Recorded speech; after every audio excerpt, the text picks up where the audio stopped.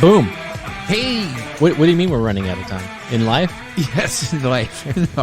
No, I was trying to clear my throat. So, hey, everybody. What's happening? Hey, it's good to be back on the podcast desk. Sorry, we're a little later this week than normal, but we're good to go. Yeah, but as far as anybody knows, we're not because maybe there's several episodes behind. Who cares? That's right. And here's the thing: even though you may think this came into your podcast feed on Thursday, maybe it was there on Tuesday. Have you really looked? Exactly. And you were thinking about it, and so it was on the mind. Yeah. And we are here to entertain, as usual, with the Couch Funeral Podcast. So much going on. Well, tell me, we were just briefly talking before your throat clearing exercises, but what about, you were telling me this coffee story. What I was going to ask you, you were talking about your new coffee grinder and how you were experimenting with the grounds and getting the right flavor. Yeah. But what I was going to ask you is, are you mindful of the amount of coffee you drink in a day? Do you try to limit that, or you just, if you feel like you need it or want it, you just go for it all day? Oh, like everything else in my life, if I want it, I typically just go for it, whether it's But not the smoking anymore. We were just talking about that. No, because that's a zero on the smoking, so there's nothing to deal with, right? So smoking and alcohol, zero. Coffee, soda, non-straight water drinks, at will, right? So I am mindful. I mean, I don't want to I don't like the feeling of being over caffeinated. You get jittery? I could. So I got my new coffee grinder last night, and until I see something free from that company, I'm not going to plug it on this podcast. But I maybe I'll put it on the Couch Funeral website. I have some pictures. Or not website, on the Instagram. Your Instagram? Yeah, and then maybe if I hear from that company, we'll talk about it. Otherwise, I paid full price for it. So is it the same company? The grinder, the maker, and the coffee, is it all from one company? Okay. No. I have a you're an artiste. You're mixing it up. Yes. Well, here's how I go about this, right? So a few years ago I bought a new coffee maker, and I had several Cuisinarts with a built-in grinder and timers, and one of them had a personality and would hold discussions with me in my off time. They were complicated, and but come to find out, none of them really had the right brew temperature for coffee. So at any rate, I did some research, and I settled on a brand called Bonavita, which I'm still using, the one I bought. It only has two moving parts. There's a switch that you turn it on and off with, and then there's a lid that you manually lift by hand to pour the water in, right? And old school. Other than that, there are no moving parts, so it's like a giant pour over.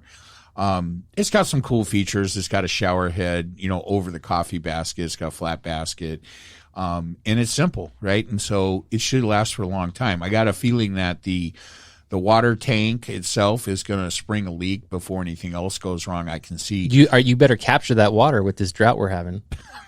You're not allowed any runoff here. You're going to get a fine. You know what? I'm just going to try to get through the drought without thinking about it. It's so depressing on top of everything else. I'm not putting a fucking bucket in my shower to capture that water or any of that stuff. Are they talking about that already? Not really, but they're constantly talking about the Have you ever had to do that in your life? Even when I had to do it, I didn't do it. Yeah, I mean, I've had to do it in South Africa. Oh, really? Yeah. They have the buckets in the shower for you. Yep. Well, and you can't. If you have a clean car, you get yelled at. Do you? Because they know you washed your car. Well, that is wasteful. You're in the African desert, so they got cities. We got water that are being burned. Yeah, we got water. Here's the thing: I didn't do it during the last California drought because I thought it was nonsense. There was, to the best of my knowledge, there was never any real shortage of water.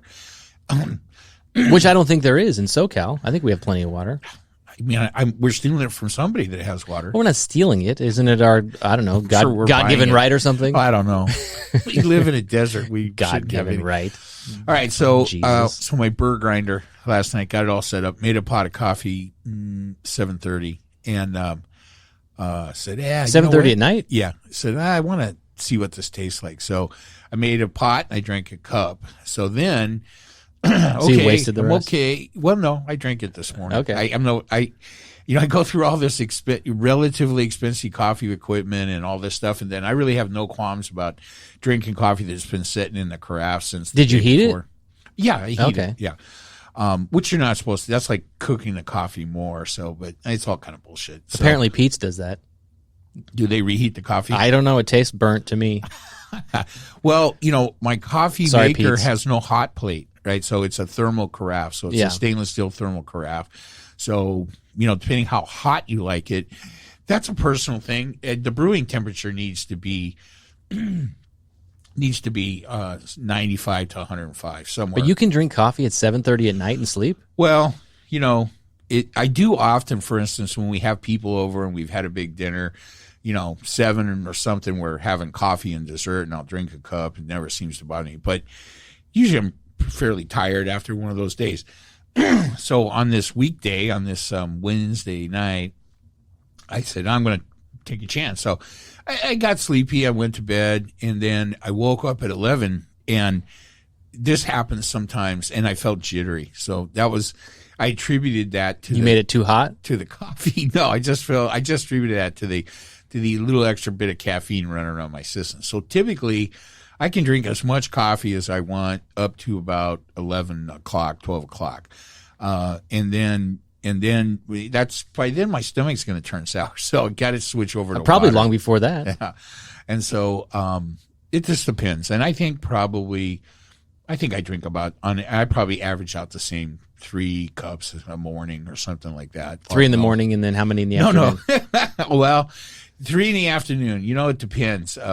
Often, if I'm at the actual office, I will make a cup of coffee at 3 or 4, which doesn't really bother me as far as nighttime. Then I'm going to be conscious of drinking like 3 Diet Cokes or something at home. Not going to do that because the caffeine just is cumulative, right? Yeah, and at some point, like you said, it messes up your inside. And when you start to take a shit and it smells like coffee, you need to balance that out with some more water. Yeah, there's some pros and cons to that. I mean, that's a good smell. So I made a pot of coffee this morning with hazelnut beans, and so that smell is awesome. And so, just FYI for this, as an experiment, I changed the grind. I made the grind much finer. I mean, considerably changed it from what it would be for an auto brew setting to something you might use closer for espresso. Now, espresso, so about halfway between regular auto brew and espresso, just to grind these hazelnut beans so I could get a little more flavor out of them as per package instructions. So I watched some videos for this, right? So I saw some people How to do it?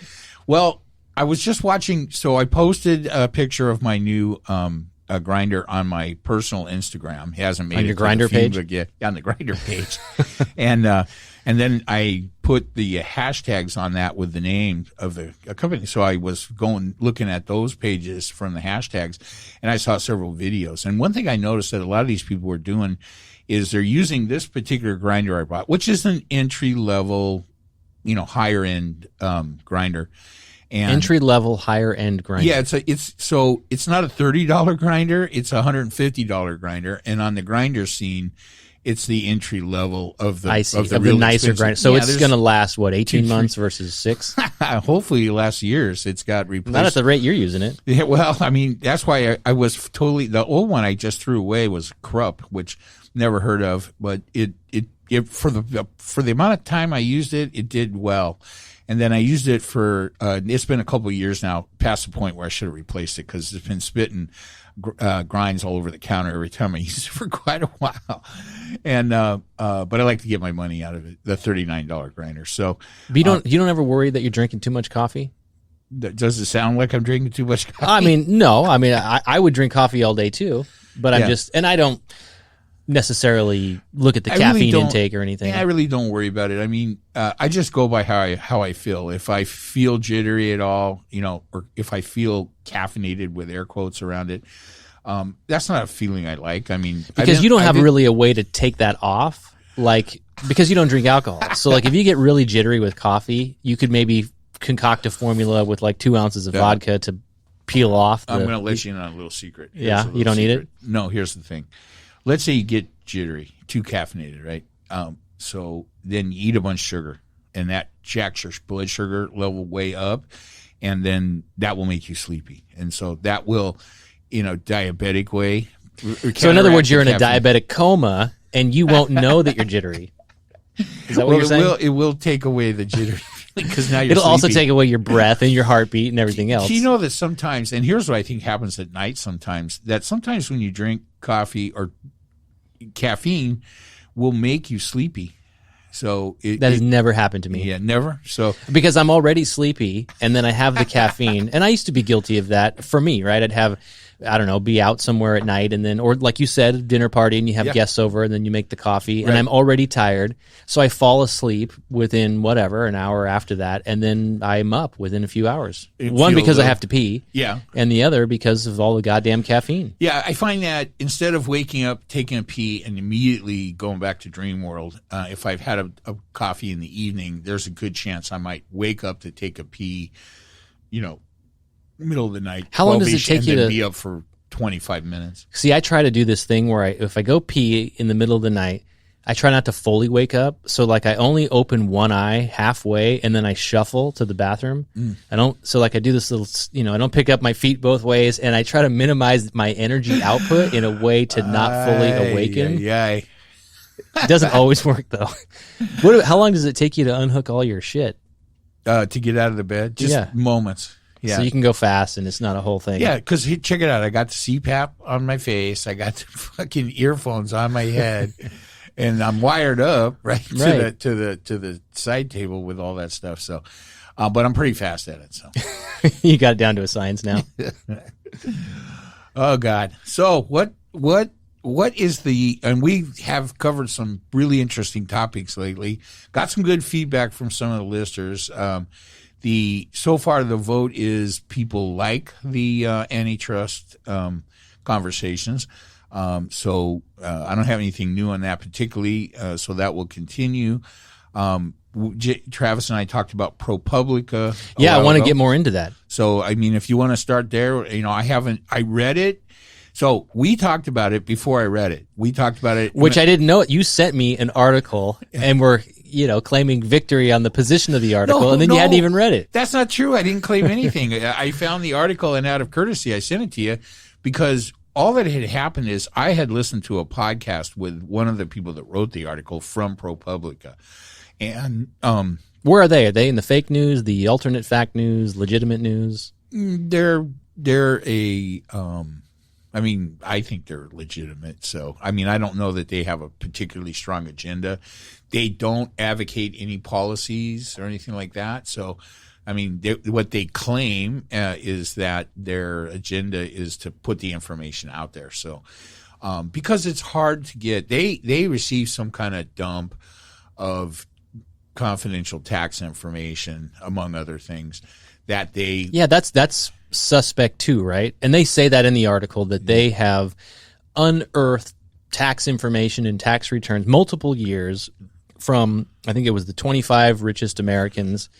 How the hell did they get it? Well, here's the thing. They are saying that, I don't remember them saying they unearthed it, in the sense that what I remember them saying is it was sent to them anonymously but like the Hunter Biden laptop was anonymously given to the laptop repair shop in Maine or somewhere. I don't know. So then they have described in detail their process to try to verify the information, and using, information sources like Forbes regarding, compensation for some of these 25, and just you have to read. It's in the article as well. It was in the podcast. They talk about how the process. They feel that it's accurate information, which was the only thing that they were concerned about. And once they took several months to actually confirm that the information appeared to be correct, then they decided to start publishing articles based on that information. And currently have only released information. Is it 5 or 25? Well, I think they reference maybe a couple of 5 names, let's say 5 that, in the article. And then they kind of are basically saying that the 25 wealthiest people are in this category. So, listen, the article has good information. It's not totally revealing in the sense that they're giving you data from what they say comes out of the tax returns, but they're not releasing that. In other words, you don't see the raw data, the raw tax returns. I mean, you see the information they have compiled from that, but there's no reason to question it. I'm just saying, for people looking at it, and they're trying to give the public an idea of how what the income and tax situation is for these people, and they failed miserably at trying to give people that idea. Well, I'll feel free to here's me in on that. Where I think it's important, and we talked about it, and we have been talking about this for several weeks, is the current state of affairs, right? I mean, the wealth gap, the income gap, everything from the lack of motivation to go to work, the lack of wages to entice people to work, which has really accelerated since COVID. Obviously, one of the main Democratic talking points for many years is looking at the lowest end of the wage spectrum, increasing minimum wage. The rallying cry was $15 an hour. And I don't think anybody expected that to really take off to the point that it is now through the recovery of COVID. And depending on what side of the political aisle you're on, or maybe the employment aisle, you either believe or don't believe that federal stimulus is having an effect. I happen to believe that it is, but that's not the point. The point is this. I think, and I've always said as a capitalist, the way it should work is through the market. If an employer is not offering high enough wages to entice people to sell their labor, then you're not going to hire workers. So I've never believed in a government mandate. I don't believe in the government stimulus. And right or wrong, if you're making money through government stimulus or the wages just aren't attractive enough for you, that's fine. That's the way the market is supposed to work. We'll see, I think, come September when a lot of these, the remainder of the stimulus monies go away, if that has a net effect, if there's a bump right away of people looking for jobs. But everywhere from high-paying sales jobs, which you and I have talked about is a great way to make a living. You can make, It would be great to have one of those. Yeah. But I think I read the other day there was some 1.8 million sales jobs available in the U.S. unfilled. People aren't taking those jobs for a variety of reasons. So there just is like it or not, I think we have to recognize that we are in a cultural shift, an economic shift, a political shift, a generational shift in this country. I mentioned last time we were on the air about, am I now one of these old guys that doesn't like the kids' music and the get off my lawn and all that? But you have to recognize that it's dad, there. so you have to be right. But here's the bottom line: is how does this relate to? I'm going to get there. I'm going to get there. Okay. I think those are all important things to recognize and to talk about how to figure out a path forward. But it doesn't help the narrative. In fact, it confuses the issue when you have morons like these ProPublica people who don't understand how to solve problems. So the biggest issue I have with this particular article, and there's another one I think I sent you about, it was a follow-up. It was about Steve Ballmer, the owner of the Clippers, which we can get into. Sports, how the uber rich use buying sports teams to avoid paying taxes. Right. And you have always said it's about the gap, right? And it's the acceleration of the gap. So the CEOs of America that make, what's the number, 350 times? Right now, during the pandemic, the difference between what corporate CEOs make, and these are averages, and what the worker makes was 50 times. This typical CEO made 50 times. Put it in any time frame you want. 50 times as much money a year than the workers at that corporation. On average, that has gone up 350 times. So now it's 350 times what the worker makes. So it gets more difficult to. I mean, a lot of people think that 50 times was perfectly fine, and I don't have a particular issue with that either. I think what the point of the bottom line of pointing out this is that during the pandemic, when the wealth differences and things like this were all being, and we're discussing minimum wage, and CEOs, the difference between what they make and their workers make goes from 50 to 350 times. That's hard to explain. And I mean, it might still be okay. I mean, you're perfectly entitled to that opinion. I don't have a strong feeling about that, one way or the other. But I think that the fact that it occurred, and then along with that, all of the big tech companies, so I don't have these numbers in front of me, but we are make them up. We are talking right as usual.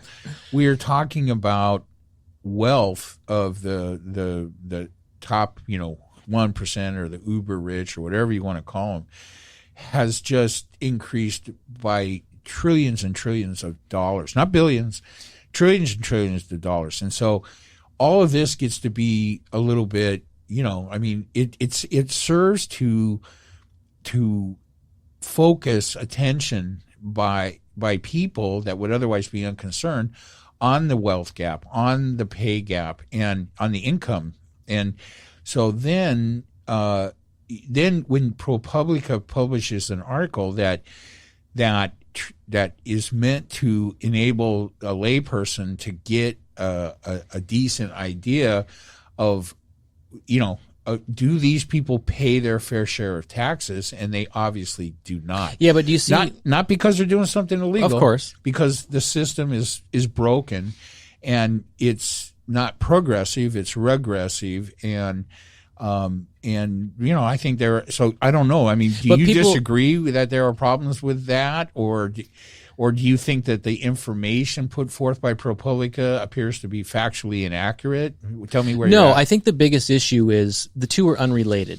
What two? I wholeheartedly believe that. And you said the magic word in that whole scenario is the word wealth. There's a difference between wealth and income and the taxes that are derived from income. So we can get into that. But I think for people reading that article, I think they might have a better understanding about how the rich make their money and their wealth and the overall, tax that is assigned to that. But it's totally unrelated to the wealth gap, the 350 time difference between CEO pay and entry pay.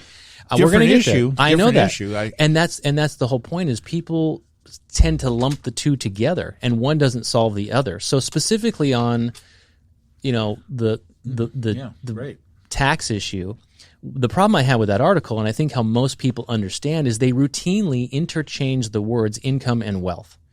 And I think that's flawed analysis. So specifically, like the 5 billionaires they reference in this article, or the 25 richest that fall into that category, most of their wealth is a roller coaster that has been on an upward trend, admittedly, for many, many years and quarters and periods of time, due to ownership of appreciable assets.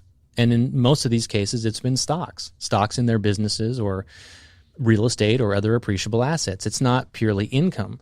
So routinely in this article, they're writing a statement that says so-and-so made $100 million in salary. And then, so like, let's say it was Tesla, right? And I'm making up these numbers too, because I don't have them in front of me. Right. Elon Musk might have made $100 million in salary, but his wealth increased by $900 million because of the stock appreciation.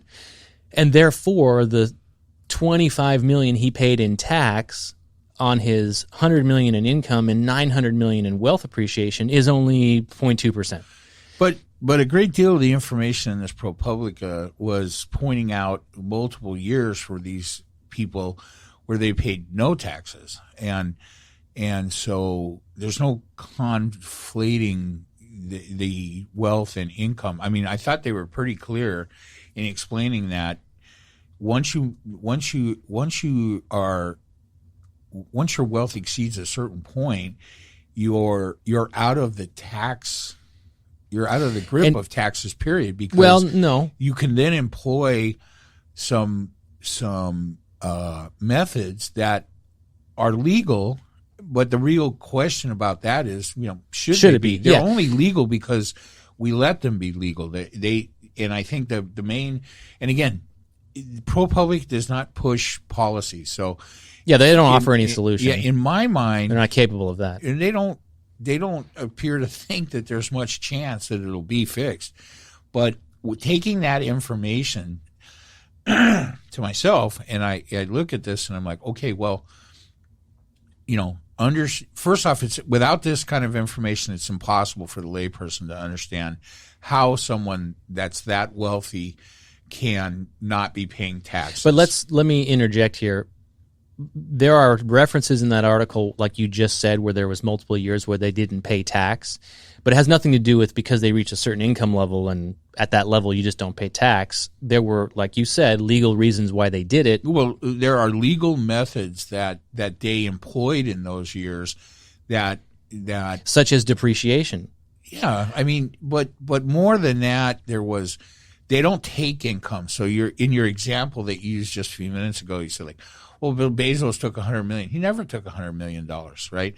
That would be because he would get taxed at the top rate on that. And you have to pay as you go. So if you draw income, W-2 salary on $1 or $100 million, and you get paid every 2 weeks, you have to pay the tax as you go. Right. Versus a dividend. And you would pay the tax. But exactly. The methods that I'm referring to allow Warren Buffett and Jeff Bezos and some of the other big names in that article to not draw salary, right? But see, and so what we're talking about is how their wealth increases. But wealth is not income.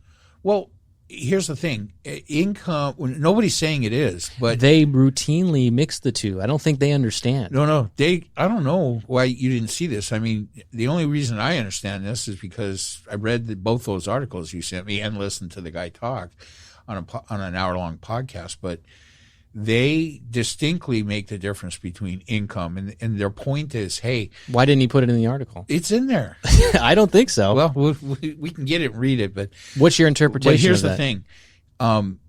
Because you don't need income, right? I mean, so the guy from New York, Bloomberg, he takes he was the one that paid 80 or 100 million or something. He had those names. He was the one who had the highest amount in, call it salary, where he paid the highest tax. And just for informational purposes, and I'm not going to try to explain this, I'm just going to point it out.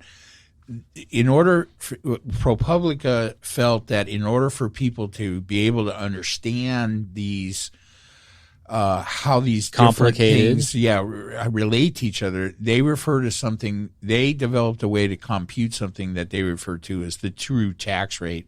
So the true tax rate for these five people that he talked in this initial article varies from 1.5% to 5%. And I took exception with that point because they fucked up the calculation of the true tax rate by combining earnings and appreciation of assets. Yeah, well, here's the thing. So our tax system is set up, and this is what's explained in the article. Our taxation, if you get into it, and it's explained in the article, the history of how our tax laws were developed. Originally, there were not supposed to be any taxes in the United States, right? Remember, we didn't have taxes until Tea what? Party, right? 19 something. So it was, and then there was, and I don't have all this detail, unfortunately. There came a point where income was defined, and then all taxes were based on income, and so the reason, I mean, just to simplify this down to its lowest common denominator. The basic reason why some of these extremely wealthy people end up paying little or no tax at certain points or different times or year to year is because they're not taking income, because after you have a certain amount of wealth, you're able to not derive income as is defined by the IRS. And so that takes you out of the tax system, but that doesn't stop your net worth from increasing. And it's just semantics, the difference between income and asset appreciation. Well, that is up for debate, but what I don't think you can debate is when you make a statement like they did about the true net tax percentage, then you've got to base it on actual earnings that were realized, such as the flow of money. So I guess my point is only if you feel that taxes should be based on income. It has to be, and here's why. Because it doesn't have to be. It does, because the statement you made about the multiple years that some of these guys paid no tax, right? The reason that happened was because of stock or asset depreciation. So if you're going to count the gains as some metric that they have to pay tax on, you also have to let them realize the losses. Now, I'll be the first to admit there are loopholes, if you want to call them that you can take losses and pass them through multiple years. They referenced it in the Steve Ballmer article. But the point is, buying sports teams is one of the ways the uber rich.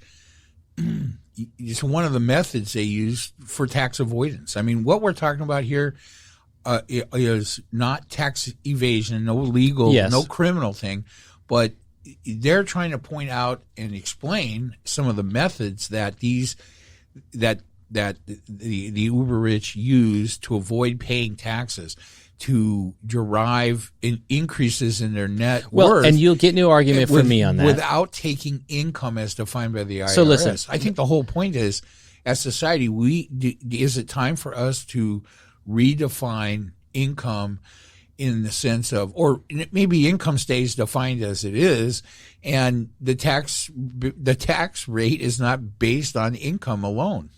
Well, here's the thing. You get no argument from me that the wealthy have means to minimize their tax burden that the everyday American does not. If you have a job, even a high-paying job where it's just straight through wages, you're being paid by somebody else, by an employer. Like I mentioned earlier, you have money taken out for taxes every 2 weeks, and then you file a tax return, which is such a fucking crazy statement at the end of the year, right, to figure out if the government owes you or you owe the government. But the wealthy, so to speak, derive their wealth from many, many ways that the average Joe doesn't have, right? So I think that's what this article attempts to do, is paint that picture and explain to people what it is. But on the wealth itself, I think you have, for me personally, my opinion is wealth is not income.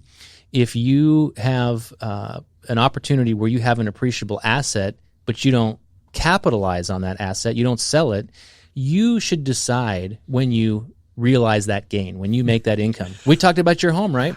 How about the government? Do you remember from that article, reading this part of it, that explains the death tax? So the idea, or state tax, the idea is that hey, the tax code allows you as Mr. Uber Rich to acquire assets that you don't capitalize on, you don't sell through your entire lifetime, life, right? Yep. But yet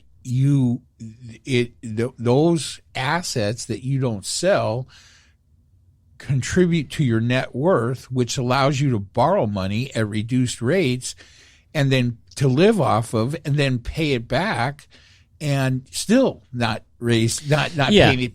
But then, so the government doesn't get their share of your wealth accumulation, because what they've said is, hey, because we can only do income tax on income, that's why we call it income tax, you don't have to pay any tax virtually for the whole time that you don't take income, whatever that is, 5 years or 50 years or 100 years, like Warren Buffett. He's in his 90s, right? Yeah, he's old. And so, but hey, when you die, then so here's how it works. If you sell all of those assets and at a minute before you die, you pay all the tax on it. Right. And that's something like 90% or something. And that's supposed to be how the government recoups all that tax contribution that they're allowing you to defer till your death. But then there's something where if you don't sell it and you die, the basis is stepped up. So if it was $10, that is now $100. And so think of that in hundreds of millions or billions. It's $10, now it's $100. That $90 you don't pay tax on, because they stepped the basis up from 10 to 100. Yeah, and that's one of the Democratic talking points. I think that was early on one of the things Biden wanted to do away with. And there's so many elements, right? Well, it's what allows generational wealth to be passed down. And there's really no good fucking reason why generational wealth should be allowed to be passed down like that. I know, but here's the thing. At our expense, right? Yeah, but you can't think of it that way. So in general, I can. Yeah, but it's flawed logic. I mean, I shouldn't think of it that way. It's flawed logic. Here's why. Go ahead. What you just said is true. There's other ways. Just one of the many ways. It's one of the many ways. But think about that. I get it. You see these rich fucking kids, and the wealth was passed down to them, and they didn't earn it. But the government didn't earn it either. The people didn't earn it. So the idea that, like, I'm not a big fan of giving your money to your government. Like, here's another example, something I read. Well, Bitcoin, that's right? Okay, you can feel like that, Travis, but then I want the break. I want the same break. Well, that really is the question, right? So that is the fundamental, I think, point of the discussion that people are missing. They're looking at the wealthiest among us, and they're saying, hey, they're cheating. They have something that I don't have. And the idea is, well, we're going to tax the fuck out of them. But guess what? You're not going to get that money by taxing the fuck out of them. Now everybody's losing. You didn't win. Maybe they're looking at it and saying, hey, that is not fair. They are not paying their share into the government. But that's my point. I am, but they're not.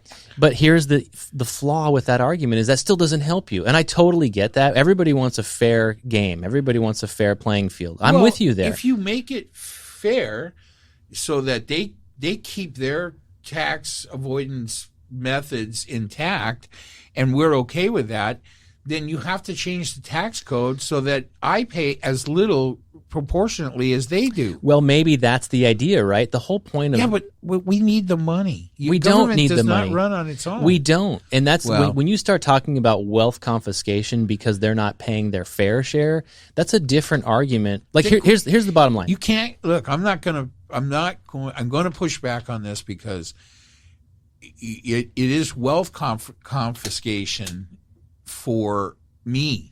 I am being subjected to wealth confiscation. They are not. But here's the thing: so by just taxing the wealthy, here's the thing: you need money. Not you, but the lowest income, the lowest income people need more money. Whether they need higher incomes, they need to keep more of the money that they make. Right? That's really the argument. So all this shit. Not my argument. My argument is that I'm fine paying what I'm paying. And whatever, I don't know that the poor pay that much one way or the other.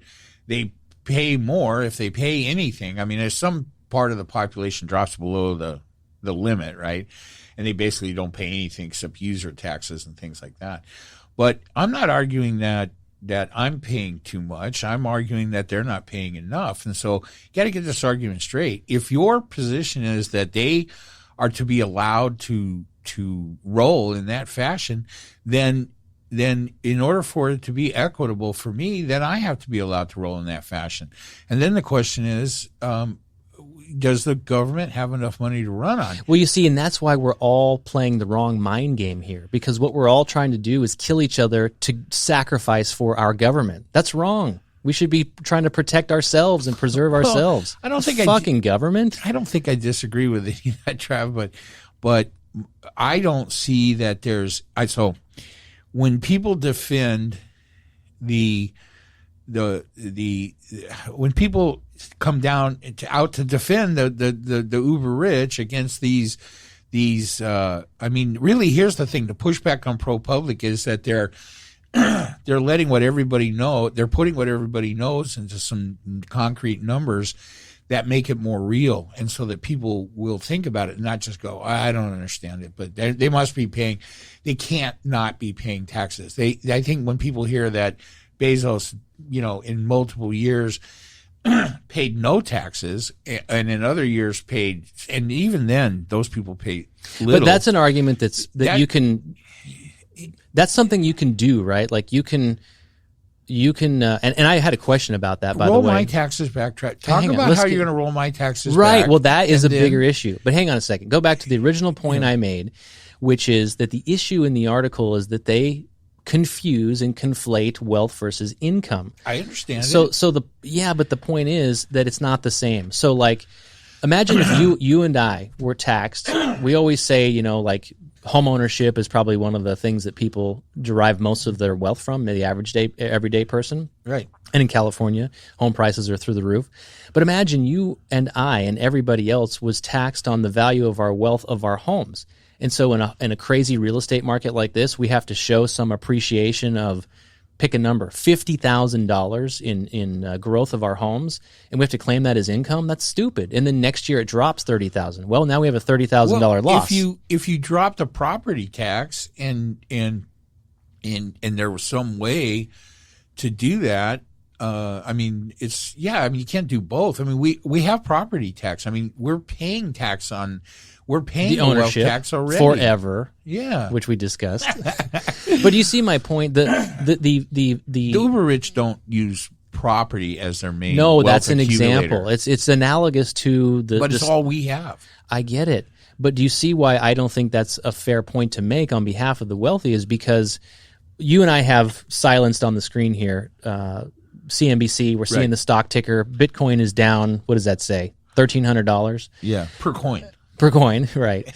And everything that we're seeing here is in the red. And the point is, look at this on a daily basis. Yesterday, you made $3,000, and you owe me 50% tax on that. Today, you lost $1,300. I need the buzzer. It's the same thing they're trying to say on a yearly basis in the ProPublica. Look at this.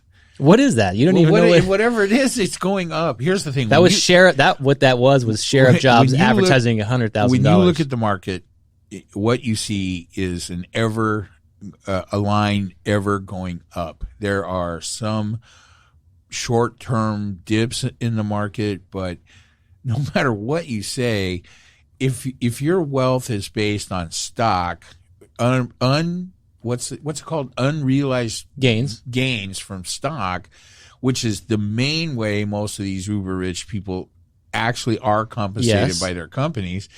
Then in the long run, that goes up. It never goes down. But never goes down. It doesn't literally never go down. But I know what you mean. Over the long haul, it does. That's why you entice people to invest. Right. But think about this.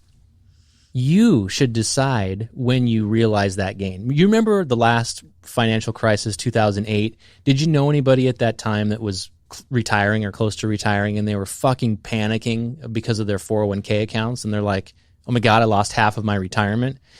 If they did nothing and they were still in the workforce this many years later, you're right, they would have made it all back and then some.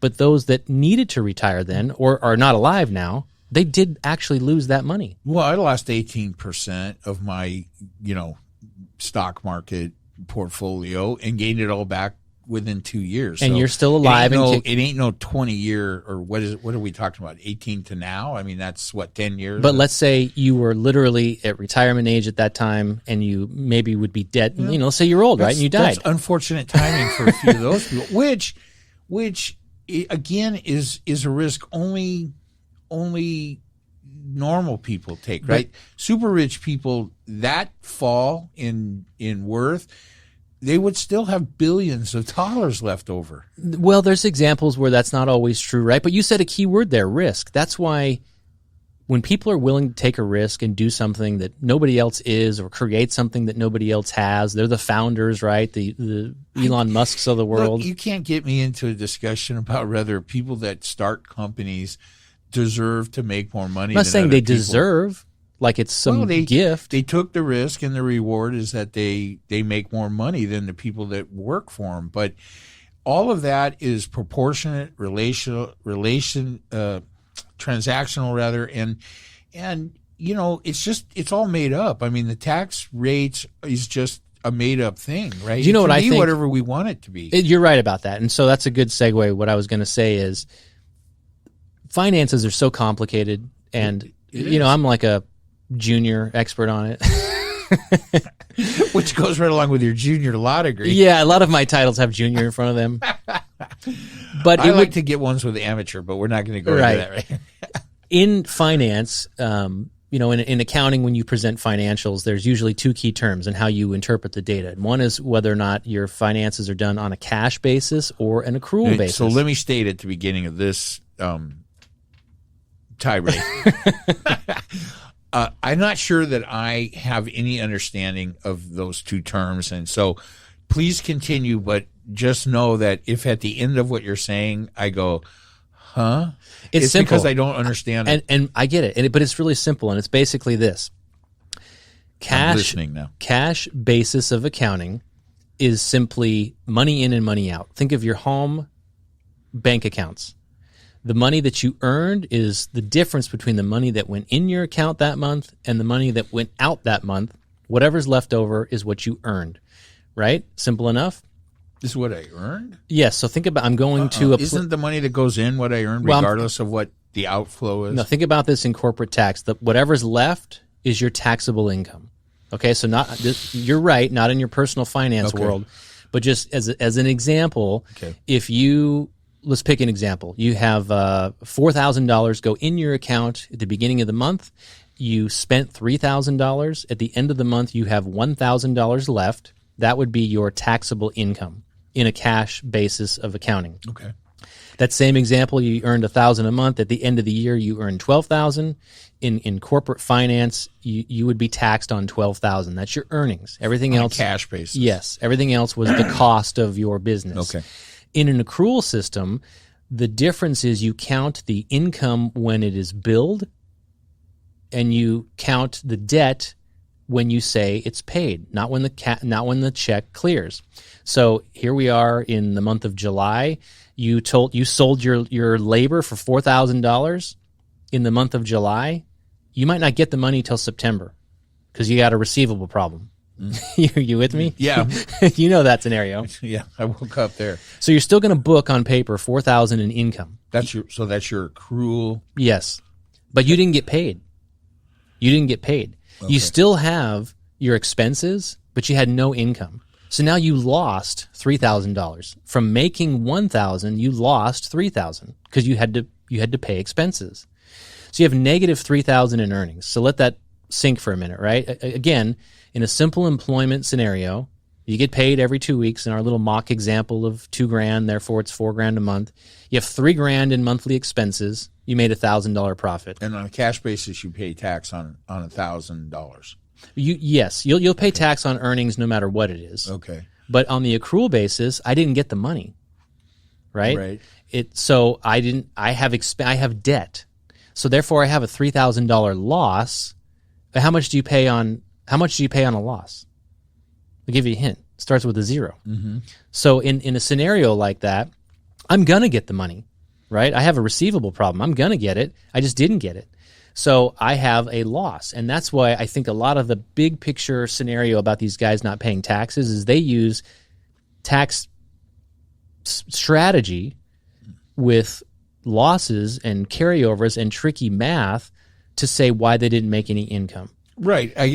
So without claiming to have a deep understanding of the difference between accrual and cash accounting, I understand what you just said, and I don't dispute that any of that or claim that any of that is illegal or any way underhanded, but the fact that it is that way is what needs to be changed. And I probably would allow myself to engage in that discussion. Again, I don't want to give more money to the government, but if we just simply look at the cash flows, those guys that made no money on paper, they weren't broke in the sense that they had no cash. They weren't not paying their employees. For example, if you worked at a company where they just gave you a bunch of IOUs, how long would you stay there? Yeah. Not very long, right? So the point is there was money coming in. There was the employees were being paid, the suppliers were being paid, but there was this transactional misstep or paper shuffle to show, well, we didn't make any money because of this loss or this, and that. Depreciation is a big example. Mm-hmm. So maybe a better way to look at it is just simply depreciate stock assets. No, you don't. You depreciate capital expenses. If you buy $100,000 tractor, tractor, and this is a way that the IRS tries to combat that. If right now you bought a $100,000 tractor, you don't get to deduct $100,000. You have to only deduct $20,000 and depreciate it over 5 years. All right. So just to back out of the weeds. Yeah. That was deep in the weeds. Yeah, that's deep in the weeds. So here's this example that comes to my mind. So the question we have to ask ourselves, is it right that someone can use, how do I put this? that it was a fleeting thought that has vaporized as fast as that was another thing we got commented on, that we can't ever remember the actual example we're trying to think of during the podcast. Yes, I saw that comment. Someone's going to put together a loop tape of us going, what was that guy's name? What was that? I can't remember. So shit, just keep going. It came in and it went as fast as it came in. So I guess the point is, for me, I think the biggest issue I have, which I've stated multiple times, we don't have to keep going back to it, but I get it why the average Joe making $13,000 to $30,000 to $100,000 says, hey, these guys are making significantly more, and based on their wealth, they're paying less tax. I take exception with that argument because in many cases it's flawed. But I understand why there's jealousy, greed, concern, confusion. It's called inequity. I mean, inequity. It's just about Americans' desire for fairness. And that really is also at the heart of the issue, right? It's not fair that I am paying such a high percent of the money that I make on a yearly basis, and they are not. And I understand that, and the point of the issue is equity versus equality, I'm glad right? That you have been able to come over to see it my way. I don't agree, but I understand it. Like, for example, nobody would ever give a shit if the millionaires paid all the tax and nobody else did, and the millionaires said, "Hey, we pay 12% tax." And everybody making less than $100,000 pays zero. It's not fair. They would be right. It's not fair, but no one's going to give a shit, right? Because it's 25 of the wealthiest people versus 300 million everybody else. I don't know. I don't know about that. If you paid zero tax, I think theoretical equity or just common sense fair play. I think that the growing perception by the public is that these people are getting away. That is with the growing something perception. that they should not. They're be wrong, getting away but with. it is the growing perception. Well, I mean, I think that's a different conversation. So, what do you think about this? As we mentioned Bitcoin, I read something else, because this is for me kind of the philosophical argument, which is, how much do you owe your government? Blockchain, huh? Well, no, but I won't get into the details about it. How about NFTs? Do you understand that? Yeah, we talked about that. Non-fungible tokens. Tokens, yeah. So I did not know this, but it is connected. The way what authenticates that, the value for that NFT, that digital picture you created and then sold me as a non-fungible token or an NFT, is blockchain. That technology, the same technology that gives Bitcoin value, because it authenticates who owns it and how much it's worth, and that's how NFTs work. But here's what I didn't know about that. Blockchain is some kind of huge environmental suck on the world. Why? Because it requires tremendous amounts of computing energy translated directly into non-sustainable energy sources such as electricity currently. And so, it's not being taken into consideration. So it's something that is probably going to eventually devalue Bitcoin, no matter. It's unstable. It sometimes devalues itself, right? Think about that. What's the you see this kind of like in science articles and things about some electromagnetic pulse that could find its way to the Earth, and could something like that completely shut down the electrical infrastructure, and then all of your billions in Bitcoin are just vanished? What if it doesn't reboot? Control Alt Delete. Yeah, didn't bring it back.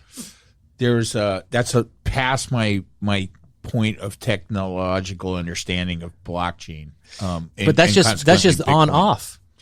It is, and I think that's why there's some issues with that, and may come to affect NFTs. And then, what's the chance that we go very much longer without worldwide government intervention into these alternative currencies, because they're destabilizing for many governments, and the whole world seems like it's destabilizing. Well, it kind of does. Hey, let's. So I think we've. Let me finish my Bitcoin question. Oh, okay, yeah, go ahead. Just you don't have to answer, but just philosophically, it's the question of appreciable assets. And I saw a post from somebody that said, hey, I was smart enough to figure out, way back when, that I took $200 of Bitcoin and turned it into whatever, $300,000.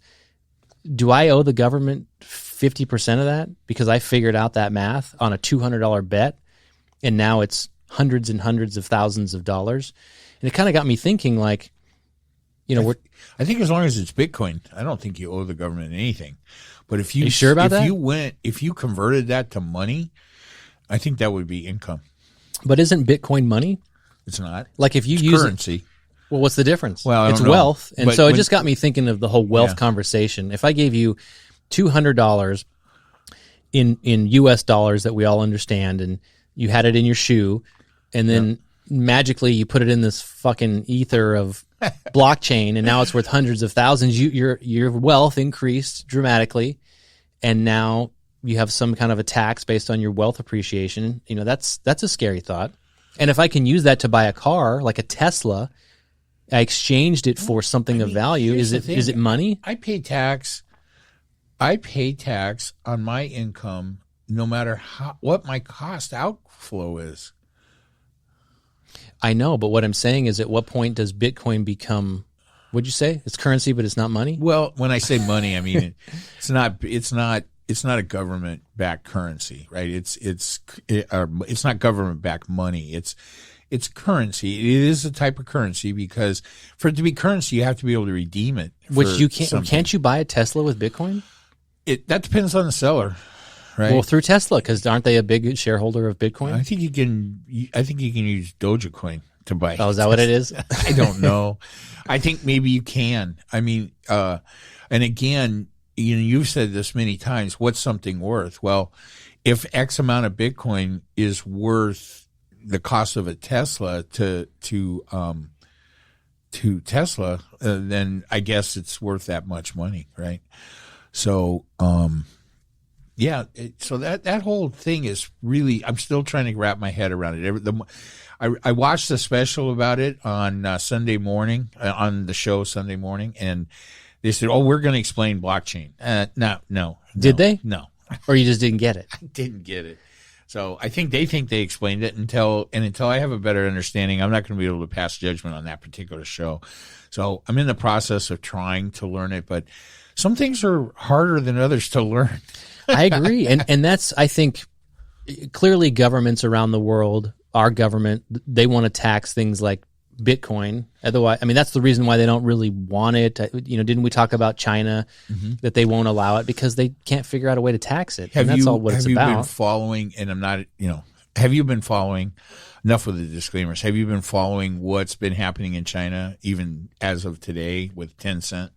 No. So they have so we've talked about antitrust and we've talked about government regulation, and should big tech companies or information platforms have more power than government, right?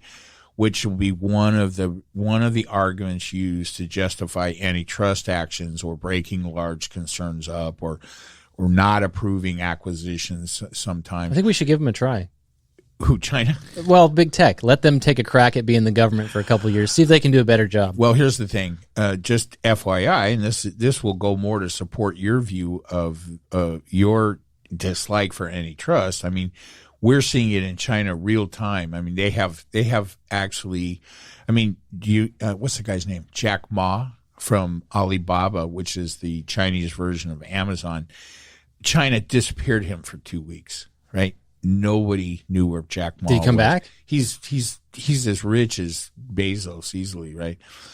And he's back now, but he's very quiet. Did he get the Russian underwear poison? I don't think so, because it's China. Well, did he get the Chinese underwear He poison? got the China. China. What are you saying? He was captured by the Chinese Communist Party? They didn't capture him. They said, Jack, come to the office. And Well, didn't that happen with the dude in Turkey? He stayed there for 2 weeks, right? And then think back a few years ago, there was a situation in Saudi Arabia. What would they do to where him? they just brought in all the tech CEOs in that country to a hotel and said, hey, we want to remind you, motherfuckers, that we're in charge. But here's the thing. Here's how we're going to remind you. We could kill you right now. Exactly. And nobody can do anything and about here's it. the lesson. If you're a tech CEO, don't accept the invite to Saudi Arabia. Saudi Arabia. Well, these were Saudi Arabian tech people. They didn't. It wasn't Zuckerberg over there or anything like that. So what they do to the Alibaba guy? The point is that the authoritarian governments are taking what you and I have been discussing as far as, hey, is it a good idea for companies to become more powerful than the government itself? And in China, they're looking to the West and going, hey, you see what's going on there? That's not going to happen. So they have put their proverbial boot on the neck of every Chinese tech company. And even as of today, I heard on the way here that Tencent, and what's their ByteDance? Tencent and ByteDance, those are the companies behind the other. Behind the other. Wait a minute, I got to find it here. Behind TikTok. Oh, TikTok. So they're in there today getting the message, and the message is, hey, we're in charge. You're not in charge. Don't you think, I'm picturing like a cartoon in my head as you're saying that. Why do we need to mess with antitrust or, threatening people in these secret meetings? The cartoon, I can see like Facebook and Twitter and TikTok, and then the rabbit over here just unplugging the socket from the wall, the cord. Just like you said, if the electrical infrastructure can't support them, then they're done. Well, I mean, because here's the thing: this is America, bitch. Is it? and in America, we want to strike some kind of balance. So. No, we don't. I think I get it, but I think I think it's not a good idea for companies like Google, Amazon, the ones we've talked about so much, to become more powerful than the government. And what we're seeing in real authoritarian countries like China. And you'll see it. You're seeing it in Miramar. You're seeing it in. You see that other article I sent you this morning about I read it. What was it about? Well, the idea was that COVID was all that these dictators around the world needed to expand their authoritarian regimes. I think that. So anyway, there's my point about antitrust and what's happening in the real authoritarian countries. The article that Travis just referenced was a great article, talking about has COVID, what we've seen is a substantial increase during the time of COVID in authoritarian governments around the world. There are the ones that are already authoritarian. Then there are quasi-democracies or long-time democracies. Like the United States? No, not the United States. Which was not in that article, but should have been. Yeah, so you get real authoritarian wannabes like Bolsonaro, what is that, Brazil, right? Mm-hmm.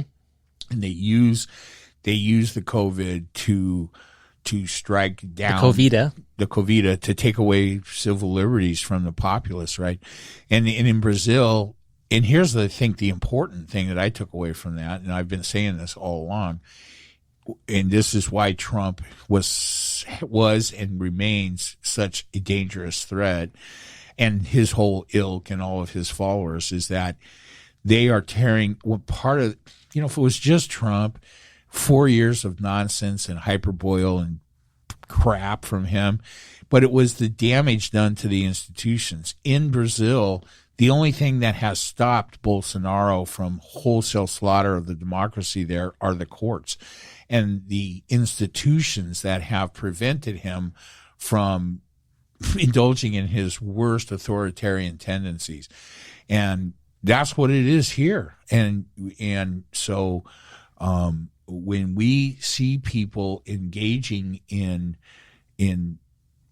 activities that are designed to tear down the institutions of democracy, we need to push back. But I don't think here the courts are what stopped it. I think what stopped it here was a lack of momentum, because at the end of the day, Trump and his cohorts represented a minority view of how people feel about this country rather than the majority view, even though he was in charge and the party was in charge at the time. I believe that.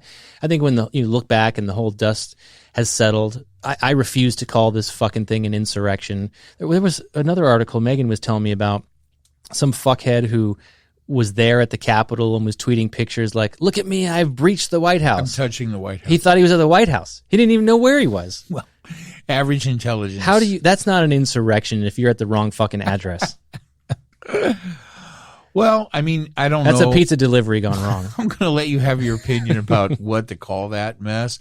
I think it's, you know, I mean, I don't care what you call it. It's one of the most disturbing occurrences that I've witnessed in my, you know, ever growing no time doubt here, right? No doubt about that. Right. And, but it wasn't. But I think it raises other questions, Travis, that we haven't touched on for a while because the election is simmered down, right? And it's over for all of us that have a fucking brain. It's over for the rest of you. I don't know what to tell you. You know, it's like, okay, I'm having a tough time today. What? Just remembering what my original there's thought that. was. What do you make of Trump? I just kind of laughed when I saw this about he's got some class action suit now against, I guess it's big tech, right? A censorship claim. Yeah. I mean, that's just retarded. It's a class action suit. How is that not thrown out already? I think, well, I'm pretty sure it will be. It's got to be, right? I don't even know if it's, I mean, it's brand new, right? It's just PR for him. I mean, I guess that relates back to, you know, we've talked about this on the show a little bit too. And it's not that I'm unworried about it, but what do we do when faced with, you know, the something like the Republican Party? This is what I was trying to think of a minute ago. What has happened to the Republican Party? And so, okay, you got a bunch of things going on, right? You've got the nonsense that happens in the Senate and the Congress. And, you know, I think I've been clear. My opinion is that, you know, over the last 4 or 5 years, and for sure in continuing all this year so far, the Republicans in the Senate are the worst I've ever seen. And yet you don't support term limits. Yeah, don't support term which limits. would help solve that problem. I'm going to convince you of that one of these days. Well, I mean, here's the thing, right? They have made a conscious decision to be assholes. This is interesting because I wonder, this is their time to do it, right? I mean, this is kind of whimsical thought, right? But just think about this. We're 7 months past the election. Like you said, it's over. This is the Republicans' time to do and say anything as crazy as they want because there's so much time before the next election. And they're doing it. You know, they're living up to that notion of just nothing's off the table. But I wonder, do you think that maybe at the midterm mark or right before the presidential election, they'll somehow come back together and figure it out and have a unified message? Because they kind of don't now. It's really all over the place. You mean the Republicans? Yeah. I don't know. I will tell you that I hesitate to predict, or, you know, I hesitate to predict what they'll do around that situation. My bigger concern is that I'm not confident that Democrats and non-Republicans can stay engaged that long, and then because the only thing to combat what's is that a going Biden on, reference? Like keeling over or no? Did I say keeling over? No, you said you didn't know if he could make it. I don't know. I'm just reading between the lines. I'm saying I didn't know if Democrats and non-Republicans could stay engaged until 2022. What needs to happen in 2022 is there needs to be another overwhelming turnout, regardless of what bullshit, nonsense voting election laws are passed by Republicans in the states, and you know who you are. You know, we can overcome. I mean, we can overcome any of those by sheer numbers, and Yeah, is it? What are you good? saying? Like more people would More lean. people. Not, I don't want to say Democratic, but more people would be Look, if not more- Republican, and so if they just went out and voted, Well, if more non-Republicans vote, then we can change the seats in the Senate and give us, we can take a one-off standalone like Manchin out of the driver's seat and just do some shit. how right? many? What do we got? Like 250 million adults? I don't know if that's right, but let's just say that it is. If all 250 million people voted, you think it would not swing the Republicans' way?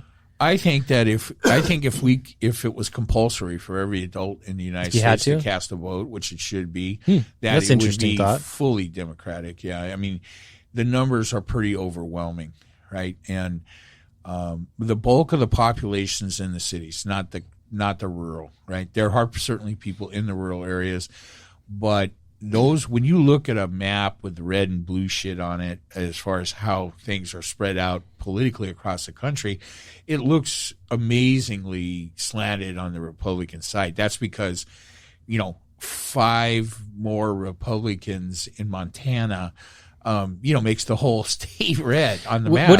Do you support? I mean, again, hypothetically, would you support an idea where you'd be required to vote? Does any country do that? Do you know? Australia. They do? Yeah, compulsory voting.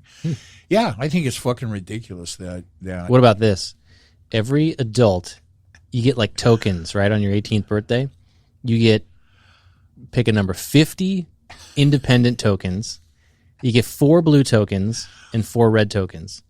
And you can use them in any order at any time in your life as you vote, but that's all you get. And the blue, of course, represents the Democrats, and the red, of course. And what do those tokens do for you? That's where you cast your vote.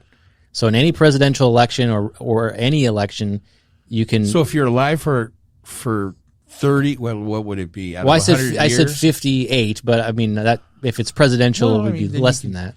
So any election, I don't understand. So I mean, you only vote. You can only use the 50. So you only 50 elections. We got 58 or whatever state, in this local, scenario. and political. Make the number equal the total number of elections that you need. Of course, the presidential elections. But the idea is, you only got 4 chances to definitively vote blue and 4 to vote red, and the rest are independent. What do you think? I think people should be allowed to vote for the person. I mean, theoretically, you should make your decision. You should vote for the people you think are going to do the job you want them to do. And what if you can only vote for a human every fourth election? Let me give you an example. Manchin is a senator in a red state, and the people there decided, evidently, because he's there, to vote for a Democrat instead of a Republican, to vote for Manchin because they feel he better represents what they want out of a senator. So I don't see any. Even facetiously, I don't see any real reason to take that choice away from people. I'm just trying to get people to vote Democrat less. Well, I mean, that's the thing. Because that's a problem. Yeah. So I think that, look, that's the core issue here, Travis, right? Republicans are overtly trying to make it harder to vote because they know that will skew things in their favor. Isn't that weird just how time, and I don't mean this to spark any kind of debate, but the Democrats were the party of slavery back in the day, right? And that's just a name. I mean, it doesn't represent the Democratic Party today, right. And I'm not suggesting that it does. Southern Democrats were fully the party of slavery. I mean, it's just wild how the evolution of political parties and what they stand for and what the Republican Party stands for now. Well, I mean, listen, I'm not putting any Democratic flags up in my house or anything like that. I'm not. You can't put any flag up. I'm not saying you stumbled on. I'm not saying that unlike our Republican Southern brethren, they think that somehow putting a Confederate flag up is somehow paying tribute to their history or something, which is stupid and repulsive, especially when it's completely obvious what a Confederate flag in any form, used at any time by anybody, what that means to A flag is like a coat of arms. It's supposed to communicate the message. Yeah, it does. And I think it does. We think you guys should still be slaves. Right. And so that's why the Confederate flag should be eradicated from any public, state, local, political, anything that has to do with government. Which it has, right? Minimally, right? Has it not? I think the last state house took it down way, a couple years ago. Well, they just, they're doing statues now. It's been in the courts. Remember the Charleston nonsense where removing the statue of Robert E. Lee or something, which just happened, sparked the tiki torch carrying Nazi motherfuckers that showed up there like 3 or 4 years ago. Yeah, and so that's been in the court ever since. That fucking statue has been there the whole time. They just took it out. Just took it down, right? And that's pathetic. That is pathetic. And the big thing, like a lot of these statues that are coming out that people are up in arms about, they're not like historic, if you will, statues. They were only put there in like the 1900s in the height of the Jim Crow stuff as an FU to black people to say, hey, we don't care what the laws are. That's very insightful for it's a fact. A non-Democrat. Well, I believe in facts. That's a fact. That is a fact, and I think it's the kind of fact that gets obscured in the bullshit, right? Because I get it, the Republicans, I don't like alignment of the party talking lines because it's what the party says. There are Republicans who are making that argument, I guess, and people in southern states saying it's history. We can't remove the statues. Listen, if we're going to remove George Washington, who was a slave owner, I'm in favor of that. I get it, and that was wrong, and all of that. But I hope that we're not advocating for removing George Washington statues or eliminating him from the history books. You have to separate the wheat from the chaff, right? As the old saying goes, you have to separate the nonsense like that will be spewed out by Republicans or Southerners in general, to try to, go to the extreme and say, nobody's advocating to remove George Washington. Not yet. They will. Well, I mean, here's some minority maniacs are saying that. If it turns out that statues of former slave owners are that, that disturbing to people, then you need to at least consider it, right? Well, I mean, listen, you've heard me say this before, too. There's nothing we can equate this to but it's because white people, right? No, but I've said this to you before. Like, I don't get offended by what people say. I don't see a picture of a Greek statue, a guy's dick, and say, oh, that's offensive to me. I shouldn't be seeing that penis. Get it out of my face.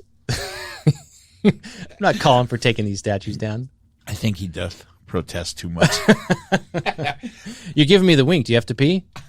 No, I'm good. Okay, all right. No, I think we're going to make it. So let's see. What else? Oh, here's the other thing. Because I don't think we're solving that problem on this podcast. So we're creating more problems than we solve. It's been a difficult schedule recently, so a couple of major things kind of slipped through the cracks that I at least want to run across the couch funeral table here. What do you think about all of the New York City investigations and criminal charges that have been filed against the Trump organization in there? What do you think's happening? Yeah, we didn't talk about that. We haven't. It's just kind of happened in between. Flared up, was everywhere. While I think we were not having regular. We had done some stuff ahead. So, and I haven't boned up on it or anything. It just popped. I'm a junior expert in this topic. Okay. Well, I mean, obviously, let's make it basic, right? I'm in favor, put Weaselberg, whatever his name is, put his fucking ass in jail, round up all the kids and put them in jail. Well, and then let Trump come and visit them, because it doesn't look like they're going to get him, but we don't know yet. We were talking a lot on the podcast about criminal charges coming out of New York. I really didn't understand. Yeah, right. But I really didn't understand it or knew the details behind it. You had mentioned this Weisselberg guy, and I told you off the air, that's not who I was thinking of. The old, I guess he was the CFO, but the face I was picturing was somebody else. Oh. But I did read the article. And Jeffrey Epstein? No, it was another dude. But as I understand it, it is tax evasion, right? I mean, that's the bottom line, that the Trump organization paid for expenses, fringe benefits, really, to its executives that did not pay tax. So when you're an employer, in order for them to avoid paying taxes illegally. Right. So in the example that we talked about earlier, where you get paid by your employer, you pay tax all along the way, and the employer pays tax. So we're fucking taxed out of our ears. That's the whole issue. But basically, they were paying for perks for the executives, like housing, cars, private school. And so let's say the private school tuition was $100,000 a year.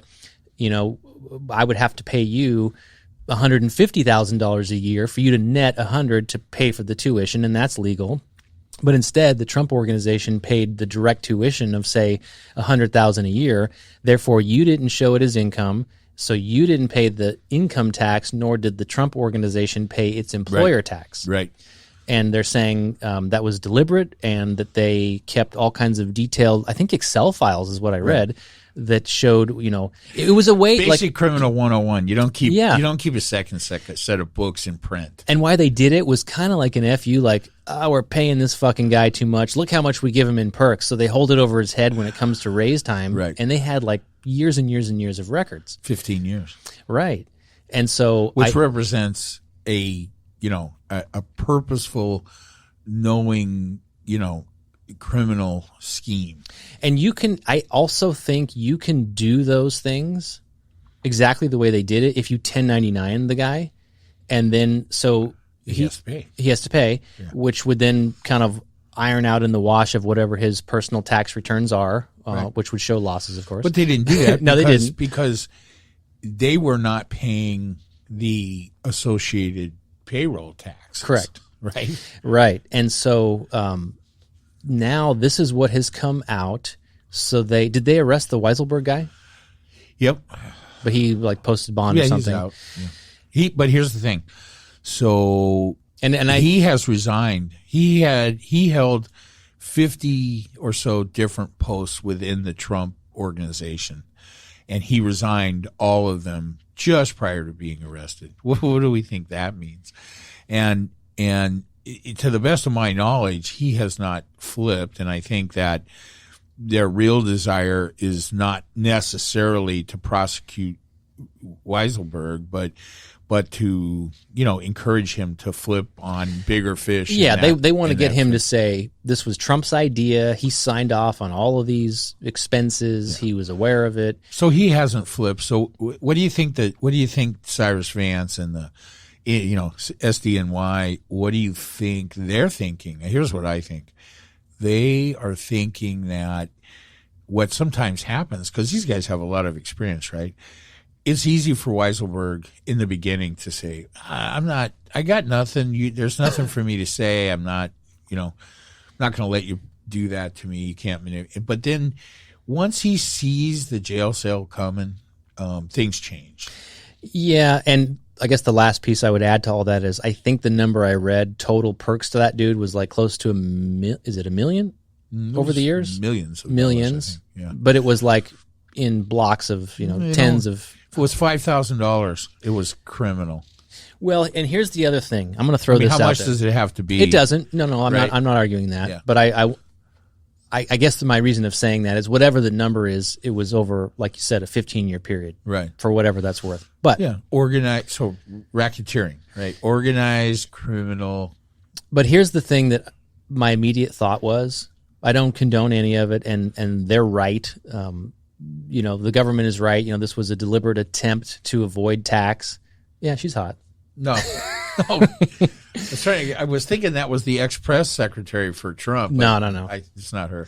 And so I just can't help but think that here we are in this country talking about locking people up in prison, that the minorities in this country, particularly black people, are overly burdened with prison sentences, and a lot of it is for nonviolent drug-related crimes.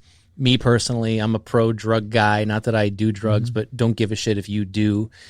And so I just can't help but wonder, on one side, we're talking about keeping people out of prisons, but on the other hand, we're going to fucking nail this ex-president to the wall and put him in jail just to make an example out of him. And I guess where I'm going with that is, I can't help but wonder if this was anybody else polarizing, non-public figure like Trump if it would just be a civil matter of, hey, you owe the money here. There's some type of civil penalty plus back taxes. I've heard quite a bit of discussion about that exact point. That, but that apparently, and from my understanding of what's been presented, it's been a couple of weeks now. It's not on a scale. It's not a white collar crime on a scale that the SDNY would say, hey, slap on the wrist, retribution, and don't do it again. Have a nice day. That this type of long-term criminal fraud aimed directly at the government in New York State and New York City is not something that they look the other way on or give a slap on the wrist to. That the truth of this is that people that commit these crimes and are convicted of it go to prison for substantial periods of time. I know. And are also often forced to flip and testify on other people, maybe more people that bear more responsibility than they do. But what do you think? You think that that's appropriate? You think that, in other words, if they don't get the prison sentence, that it's not going to have the trickle up effect of ratting out the other people who are doing it? I think Trump, Ivanka, the two idiot brothers, they all need to be in prison. They're all criminals. And that's the thing is, it's probably, I could probably come over with you on that, but I just can't help but wonder. I haven't said this today. The devil's advocate. Mm-hmm. If it was ABC Widget Company that you've never heard of, see, you made a comment there that I don't necessarily agree with, and that was that it wasn't targeted at the state of New York or the government to somehow afflict a crime on them. It wasn't? No, it was for just personal gain. That's all it was. Like, here's another thing I think about. Wait a minute. Here, I'm going to give you gain. I'm going to tell you why. How do these guys personally gain? Where does the gain come from? The gain comes from being able to realize those perks without having to pay tax on it. And I think part of it is, which we've always kind of speculated, is what's the real wealth of Trump and how much money he has. My belief is, and I don't have any proof of this, I just kind of suspect that they don't have the money. So in other words, remember I gave you the example of the private school costing $100,000. Mm-hmm. They'd have to pay the guy $150 to cover the $100, and then of course the Trump company has to pay tax on the $150. So call it rounded up to $200. They need $200,000 in cash to net this guy his $100,000 in perks. I don't know that they could cash flow that when you extrapolate it out to all of the other bullshit they were doing. So I think it's a matter of how do we make it worth mathematically? I'm not condoning it, but do you see where you could let your mind wander to they're just trying to get what they want out of greed, not because they're trying to commit a crime on somebody. That's how I see it.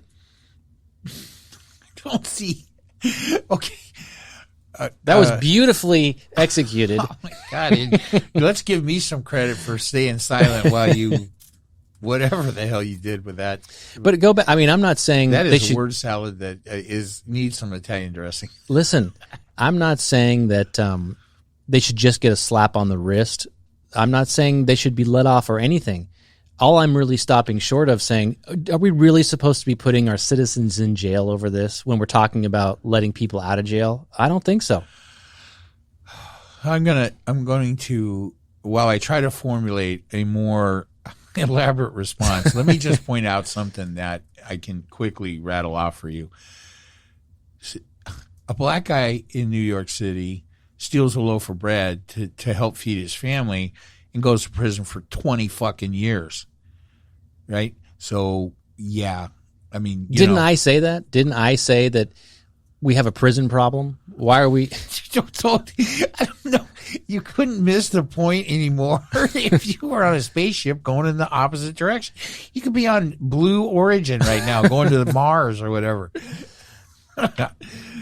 Oh, my God. Well, I mean, I know that you don't really feel that way. I know you're just trying to be. You said devil's advocate. It is devil's advocate, and that's a stretch. I will tell you. I mean, we talked about Al Capone, right? Isn't that how they got him? Was on taxes. Here's something else you said a few minutes ago. Well, it's not like they were really targeting the state of New York. They weren't doing this do something bad to the state of New York, and by doing that, the people of New York, by robbing them of tax income. Yeah. I mean, so they were just doing something out of greed, and reap the profit. I can't remember the words you used. Yeah, I said they don't cash flow. Here's the thing. I think I'm right about that. No, you're not right. Why is it funny? See, you always give Trump so much more credit than I think he's due. Not Trump, Weaselberg. So let me understand this. Are you suggesting that Weiselberg, he says, because he controls the money, he's the CFO. So he's like maybe an accountant, I don't know. Yeah. So he's smart, and he says, wait a minute, these fucking New Yorkers don't deserve our money, but I need my private school. So if we just pay for my private school out of the corporate bank account, then these fucking New Yorkers don't get the tax money. You think that's the thought? Do you think any of them do not understand? Number one, Trump is not smart enough to manage and control the enormous amount of skimming and tax fraud and shit that this company's done over their entire existence. And even when Trump was shitting his diapers, this was Weiselberg and Trump's father were doing the same thing. Is that where he comes from? He's that old? He worked with the father? He was Fred Trump's right-hand man, right? And so Trump is a fucking moron, okay? I mean, I don't know how many times... We agree on that. How many ways we have to demonstrate that. But that in no way... I mean, so in the long run, he still should be held accountable and be charged. For sure. With this. And I agree. Weiselberg is just the first chip in that domino set to fall. I agree with that. So here's the thing. So Trump gets no pass because he's not the one that thought it up. So his name's on the company. I get it. And it's well known that Weiselberg never did anything without running it by Trump. And I believe that to be true. Even though Trump... That's how these megalomaniacs run these companies. Could not think this shit up. He doesn't have the knowledge or the education to do that. He tried to think. And nothing happened. Right.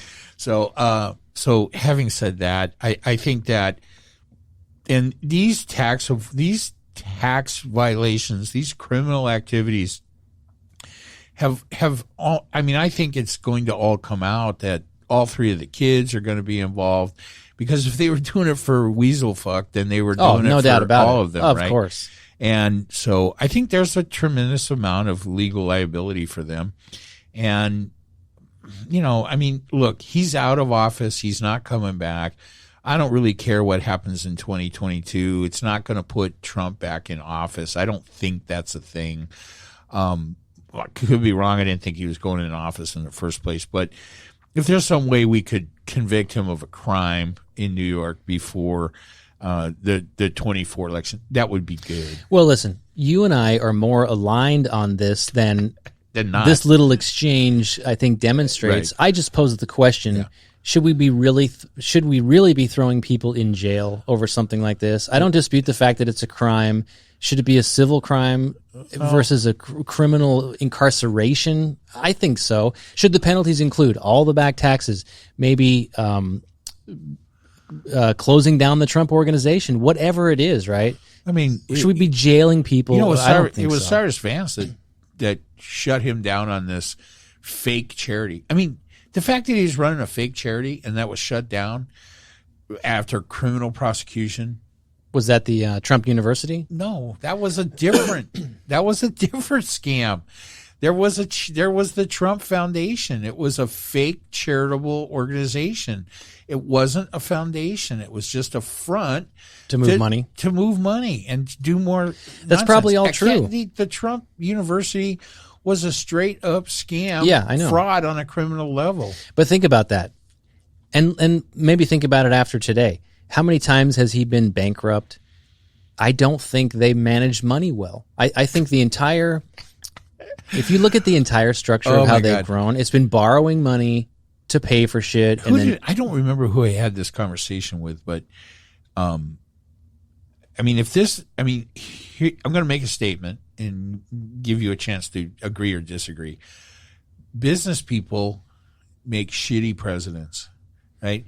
I think that if Trump doesn't prove that, nothing does. But had Bloomberg somehow ascended to the presidency, he would have been a shitty president. It's running a company, a successful company, is not running the government. And so you can talk shit all day about how maybe a businessman would do better. We've never seen it. Have we had one other than Trump?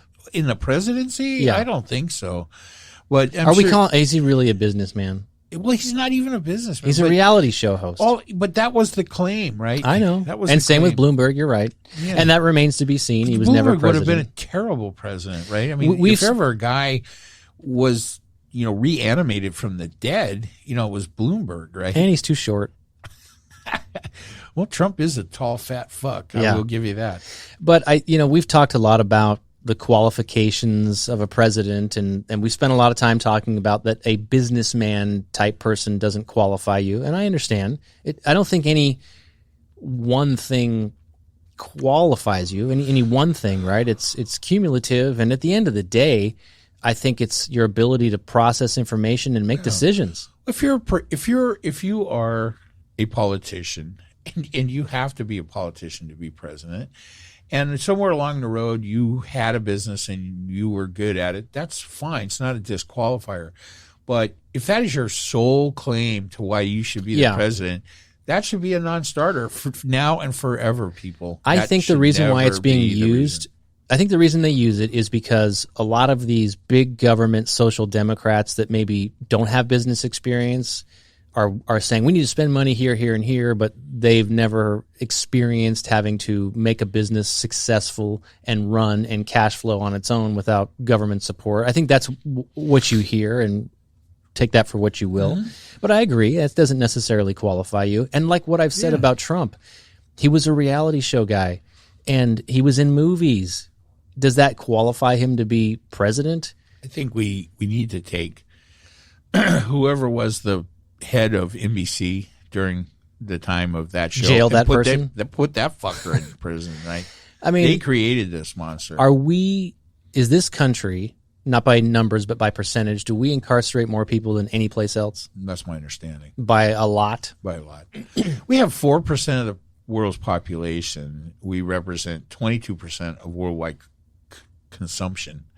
Right. And you have similar type of statistics when you're talking about how many people we have in prison. And then it gets really grim when you look at how many of those people are people of color. So, I mean, if there's anybody in this country, any Trump supporter, anybody anywhere that can say, oh, there's no systemic racism in the criminal justice system with a straight face, then that guy's a fucking moron.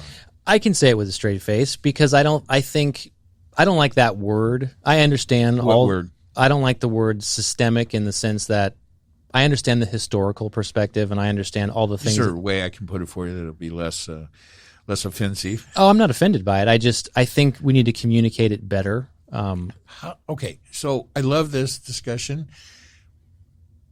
First off, why would we need to communicate it better? What part of systemic racism is not clicking for you? I think my brain gravitates towards maybe the like the definition of systemic, a systems-based type approach where we have systems that are set up a certain way, and of course in this country they were and they have been, and there's endless examples of that. Well,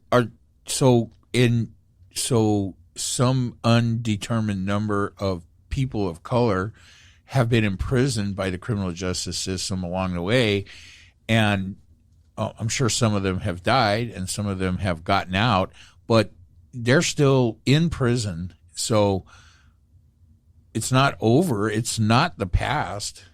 You mean like those that are already incarcerated aren't being released because the system won't release them? Well, I mean, victims of systemic racism are still in prison today. So you're talking about it like, well, yeah, there was a time when, everything in the criminal justice system was stacked against a black person, and, they go to jail and they're executed at a much higher rate, and they stay in jail longer for similar crimes, same crimes that white people, get probation for, or charges are dropped routinely. Black people go to prison for 20 years.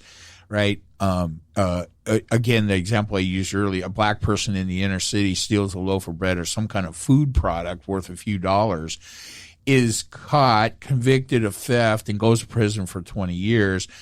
In 2008, an uncountable amount of white-collar criminals ripped off destroyed the economic system in the United States, and nobody, not one fucking person, went to jail. That's systemic racism. And I mean, you can say you don't like the word, but it doesn't change the facts. Well, I'm not disputing the facts. I said I said we can do a better job communicating it, and I don't like the word. But I mean, did that communicate it better? I mean, I get it, and I understand the emotions behind it. I do. I'm on your side there. Right. But I think. Look, and I'm not one of the. I like what Biden said. I'm not a victim of systemic I get it. racism in the criminal justice system or anywhere else. I think where people fall short is they stop there, right? It's easy to just call out these cliches of names, systemic racism. And I like what Biden said a couple months ago, where he came out and I think he was maybe asked the question, is America a racist country? And he said, stupid question. Well, I don't think it was stupid. What was his answer? His answer was no, it's not. Of course, that would be anybody's answer. Well, I mean, has anybody answered yes to that question? I realize that a parade of conservative pundits in the media, from Tucker Carlson to Bill O'Reilly to any fucking turd on OAN or any of those, those far right-wing broadcast outfits say it, but has anybody answered yes to it? No, because it's not true. It's just a red herring thrown up by Republicans for the most part, and they're media slaves. I swear to God, is America a racist country? That's not the question. The question is, does racism exist in the United States? And it sure as fuck does. Yeah, but you're right. You're right about both of those points, but I don't think it's a dumb question. And I think this goes back to the communication issue. I think a lot can get lost in a message, and I think Biden, like I've said, he tries to market himself. He campaigned on the idea that he would be the president for all, and I have given him credit where credit is due. I'll acknowledge that. Yeah, I've jabbed him where I think he deserves to be jabbed, but I think you're an ageist. That's the problem. No, I just think we had bad choices all the way around. Well, go ahead. But here's what I'm trying to say. At the end of the day, we are at a critical point in our country, and we have reached this level of divisiveness that you and I have discussed. It wasn't created by Trump. It's not going to end with Trump, but it certainly culminated at the end of his presidency. I think we can all agree that in the last several months of this country, it's been at its peak. Let me ask you a question, and I mean this truthfully. Let me get down off the box for a minute, the soapbox, and just ask you a question. I mean,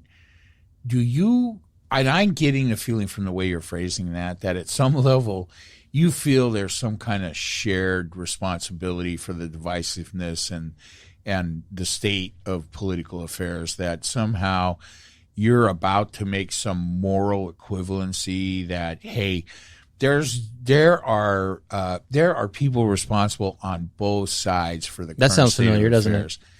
Yeah, there are good people on both. No, I'm not going to say that. That's not where I was even going with that. What I was going to say. Well, what is the answer? Well, I'll give you the answer, but let me finish my statement, which is, I think Biden has done a good job in his leadership role of being a good communicator in that sense. Yeah, he has his creepy things, and his whispering is all weird shit, and he's losing his mind, but he's not getting sucked up into that narrative. No. And I think that's important for the American leadership. And it's easy to, I think, get sucked up into all that bullshit because it's happening within his own party, which you always remind me that those voices are not the majority, which gives me calm and peace. I still stand by that. Yeah. And so let me try to maybe address your question. I often throw out the terms 50%, right? Half the country, we disagree on everything. We're 50%. We're divided down the middle. Yeah. And that's not factually true that we are divided right at 50%. But I also think that, no, I don't think the level of divisiveness is at 50%. I don't think we're at each other's throats on, we're not hey, it's the armies are of equal size and we're going to kill ourselves into the oblivion. I don't think that. No, I think that there's more positivity and optimism, and there are more solutionaries out there like us talking about problems, but also figuring out how to navigate through them. I think there is more of that. So no, I don't think, I would never say, nor do I ever think that we can condone the bullshit, and there are, good people doing bad things. That no, if you're a fuckhead, you're a fuckhead. Good people doing bad things. You know what I mean? So, who at this moment continues to spew the bile? It's all over the place. I don't know. Oh, who? God. You want names? No. What group of people? It depends on what bile. Is it the Republicans or the non-Republicans? It depends on the bile. Who is spewing the divisive lies and misinformation? Both Republicans and Democrats. You think the Democratic Party is? Give me one example of a Democrat that is spewing any significant amount of misinformation or divisive nonsense. Coronavirus. They're all wrong on COVID. That's not even the case. It is. They're doubling down on their bullshit. First off, that's not divisive. You may not agree with, what we might consider to be the common Democrat outlook on something that has nothing to do with politics. But let me ask you. You don't think COVID is politics? I think it's been made. I think it has very unfortunately and incorrectly been turned into a political football. When you let politicians control it, it's politics. I just don't think that is what's dividing the country, right? I'm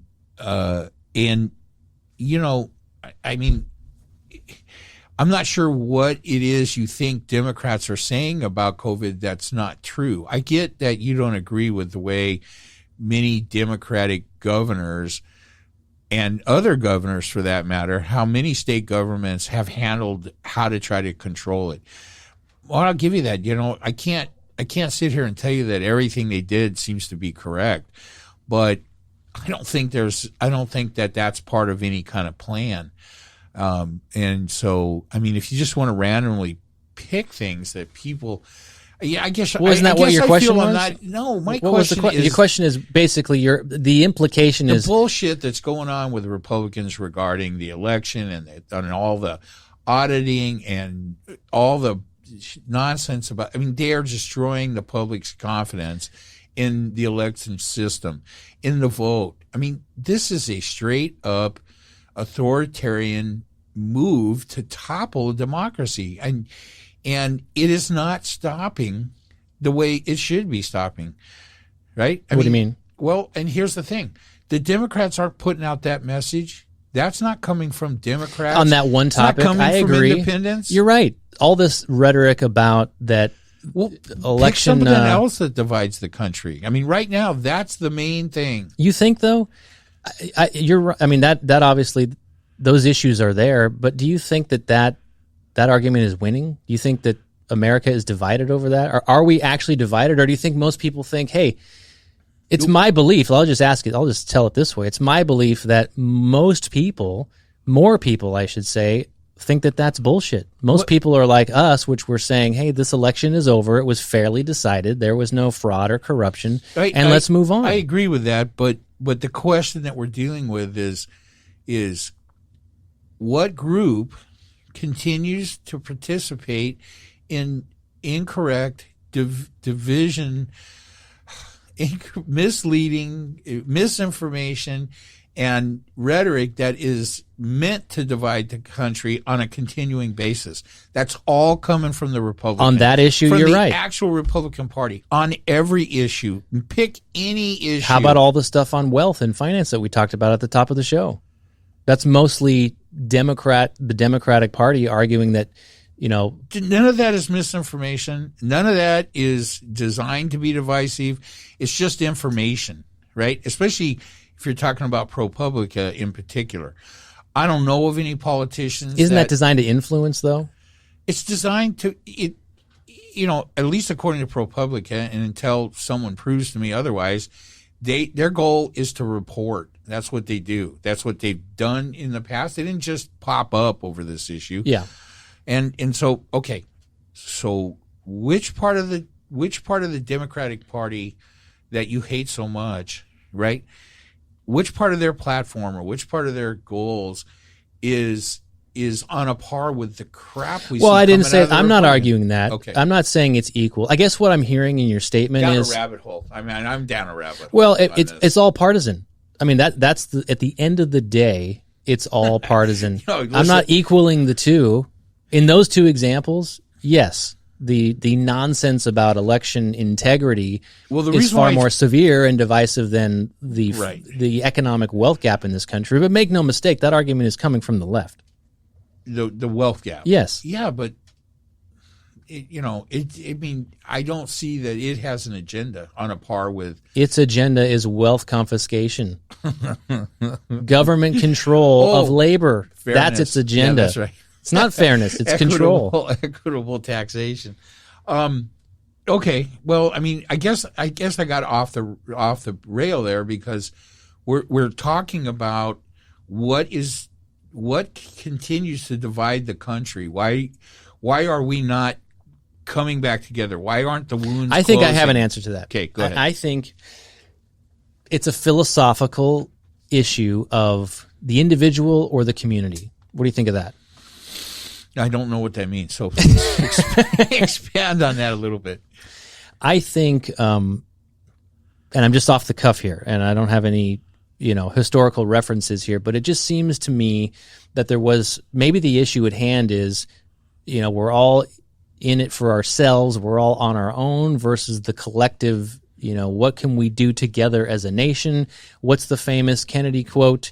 Ask not what your country can do for you, but what you can do for your country. And the implication there. Eins des Berliner. Oh no, wait, that's a different quote. What is it? I eat a donut or something? We are all Berliners, right?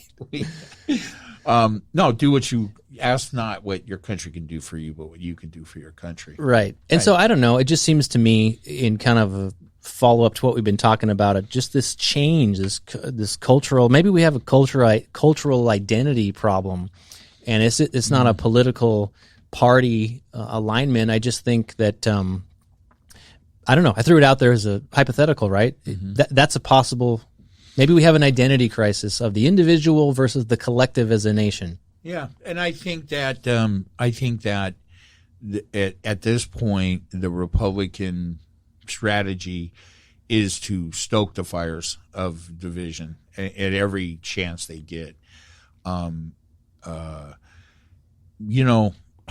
mean, I don't think that anybody could come up with an example of a presidential administration that has tried harder in the face of, especially in the face of internal opposition that is and could become a wedge issue within the party, which I think is another one of the reasons why they're doing this.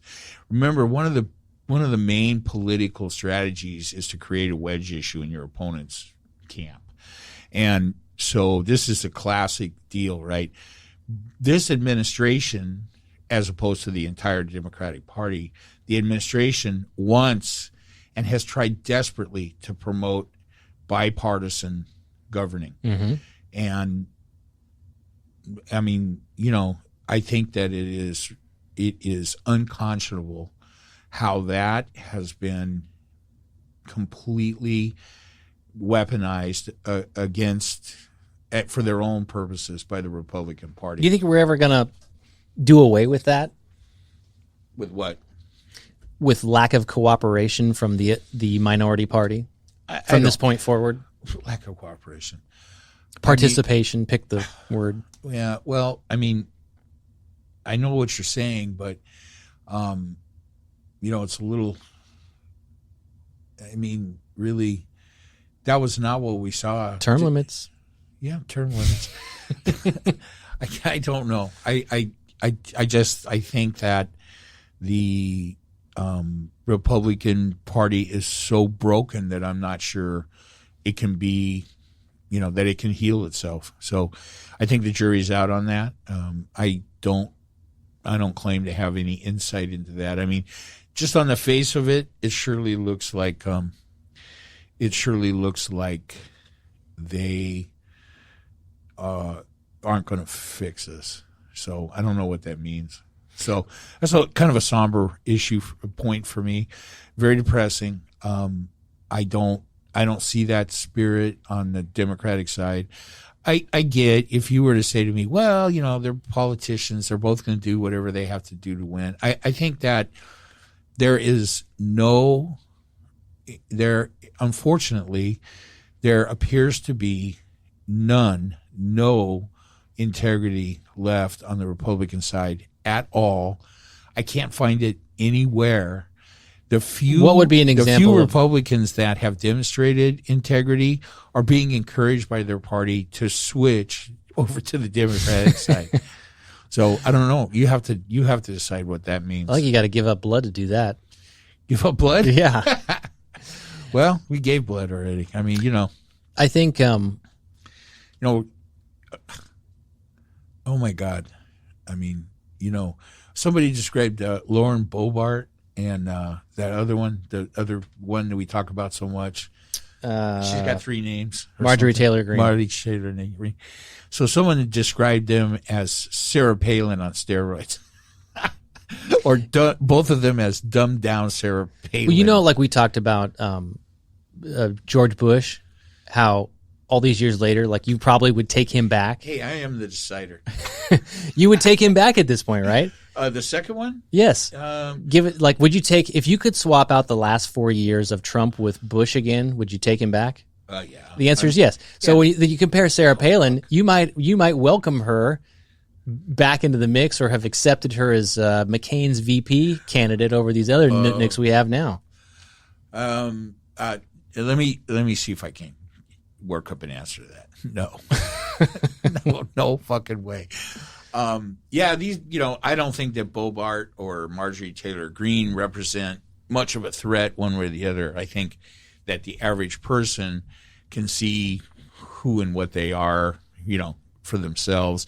And just go ahead and lump in Matt Gaetz in with those two. I read something that they're having a threesome right now. I don't know if this was true. I read something that he was at the Britney Spears trial or something. You been following this Britney Spears thing? Well, I am following it in the sense that I'm trying not to see her on TV. I made a comment today and Debbie just about slapped me. It's like, really, do not put her on television anymore. She's not aging well. Well, she's not on my radar at all in like the last 10 years, but I did read up recently, and I guess she has some court-appointed, conservator? Yeah. Which has to make decisions for her because she's a mental case and father, off herself. Yeah, her father was handling her financial affairs, which puts him in charge of $60 million. And that's it. Yeah, that's it. That's it. I mean, she's been off the money trail for a while, and then there was another court-appointed conservator that had nothing to do with finances that was telling her what to eat, where she could go, when she could drive, things like that. So, I mean, other than that, I don't know. I mean, and even that's such a fucking wacky thing, right? It's only because there's money. Like, yeah. And she, remember a couple of years, I remembered after reading this article, like she shaved her head and was running around in a hospital gown or some crazy. So she's crazy. Who cares? Don't they have the right to be crazy? I have no sympathy for her. I don't either. She just was a nutcase, right? I think that the conservatorship has been mishandled for whatever reasons. Greed, of course. Yeah, and I'm sure there's some real bad choices that were made on that. I think probably the court system that implements that probably failed her. So, I mean, I don't think there's any question that she needed a conservatorship. I think what she ended up with is probably about as batshit crazy as she is, right? Let her, I mean, isn't she an adult? She's like 30-something. 39, I think. Let her make her own decisions. God damn. I don't know how they base, the justification for a conservatorship. I just don't understand that. I've always been a little leery when I've seen movies or TV shows about people being put in mental institutions. I never really understand. And then you see so many dramas where that process has been manipulated, by someone Follow the unjustly. money. Follow the money. Follow the money. So the dad stands to gain because he controls the wealth. $60 million. The court has repeat business by hearing this fucking case. You can buy yourself a lot of Italian suits on your clothing budget from your $60 million empire. Right. But I brought it up because I thought I read this Matt Gaetz dude was at one of the hearings. Where's he from anyway? Matt Gaetz. Is it Georgia? I don't know. Oh, is that where she's from? I don't know. Where do all the pedophiles come from? Do we have a systemic pedophile problem in the South? Oh my God! Oh, just in the South? Oh my God! The email is Travis at couchfuneral.com. I don't know. The South has been reprehensible. So let's bring this back and probably we're getting close to the end here, but to pee time. Pee time, yeah, for everybody. Everybody's fidgeting in this room. Let me just point out something that I do want to touch base on while it's actually happening. The ridiculous. So I don't know where you're going to come down on this. I don't know. I know that you are vaccinated. I am vaccinated. I continue to be amazed when I hear about people that are either not planning on getting vaccinated or are hesitant or whatever. But then when you look at what's happening in the South, specifically, where vaccination rates fall well below 40, 30, 20%, and Tennessee, where they have not only are they opposing any kind of COVID vaccination, they have taken it to the new level where for the first time a state government has said, hey, we are prohibiting encouragement of any vaccinations for anything, measles, whooping cough, whatever the fuck kids get vaccinations for. I don't understand it. I get it that it's all political, but it should fucking stop. And here's why. Because unlike the vast majority of the stupid nonsense that Republicans engage in on the political spectrum, restrictive voting laws in Georgia, Texas, North Carolina, Pennsylvania, they're not going to affect me. I live in California. I'm going to probably send my vote in by carrier pigeon next year, and it's going to be fine. But none of that shit affects me. But these motherfuckers are going to be responsible for allowing large areas, geographical areas of non-vaccination or low vaccination rates to allow COVID-19 to mutate into a variant that the vaccinations that the rest of us have already gotten will not control. And subsequently, instead of our vaccination rate getting up around 70% nationwide and having herd immunity set in, it may not go away at all. And it may, so here's the thing. Here's the risk. The longer COVID exists in pockets like the South, in those areas, and tellingly, right, the only state down there that there's no information from, guess which state? Kentucky. No. Missouri. Nope. Texas. Right? Just cut those motherfuckers loose. Listen, I have strong feelings on this. Do you want it to go away or not?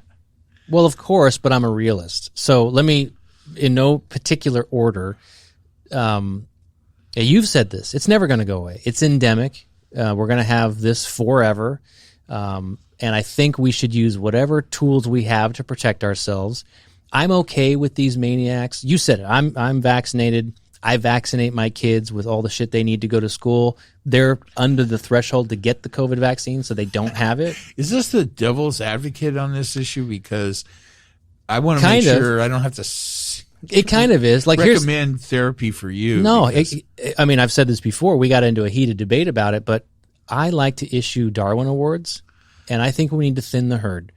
So if people want to, if we lose a large portion of the population because they refuse to, I'm okay with that. Let them do it. But I'm not okay with. You're never going to Texas. Or I don't have to go to Texas. This behavior will result. It can, unless something's done, will result in a COVID variant spreading back through the rest of the country.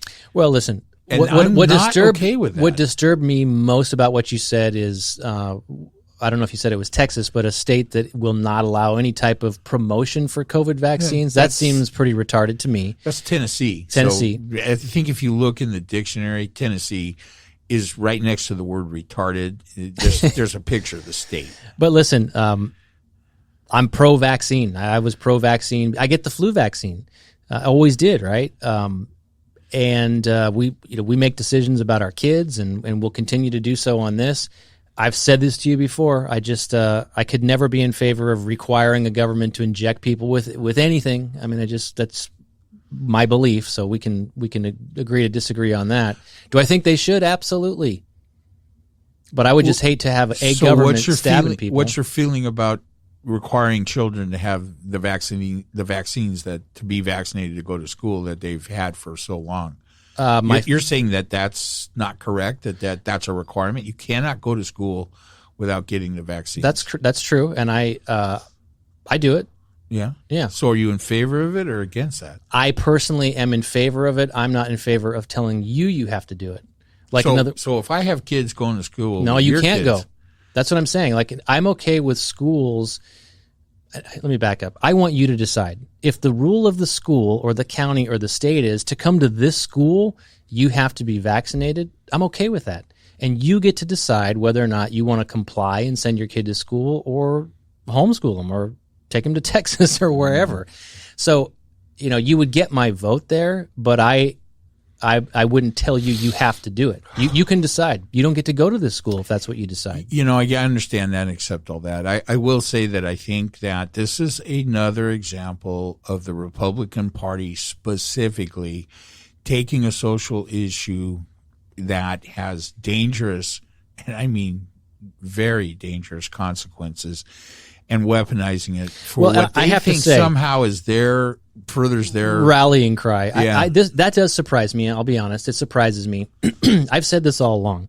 The whole COVID thing is bullshit. Everything that we are dealing with was not most of what we're dealing with is not because of COVID. It was humans and government's response to this pandemic, which is fucking totally bullshit and was preventable. But what I'm trying to get at is this.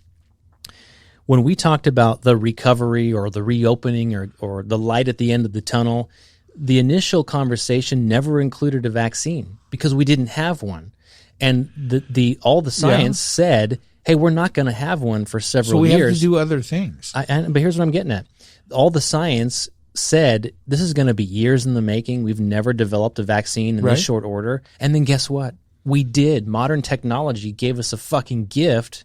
So let's use it. That's what I'm saying. Let's use what we have. Let's use the tool. Let's take the vaccine. I'm pro-vaccine. And the point is, on the politics side, I would have thought that people would take the vaccine just to get their freedoms back. So why are these maniacs saying, well, we're not going to do it? Well, and maybe it's all because of the rhetoric coming from a political party. I don't know. It is. There apparently is a combination. There is some vaccine hesitancy that was unexpected from unexpected groups.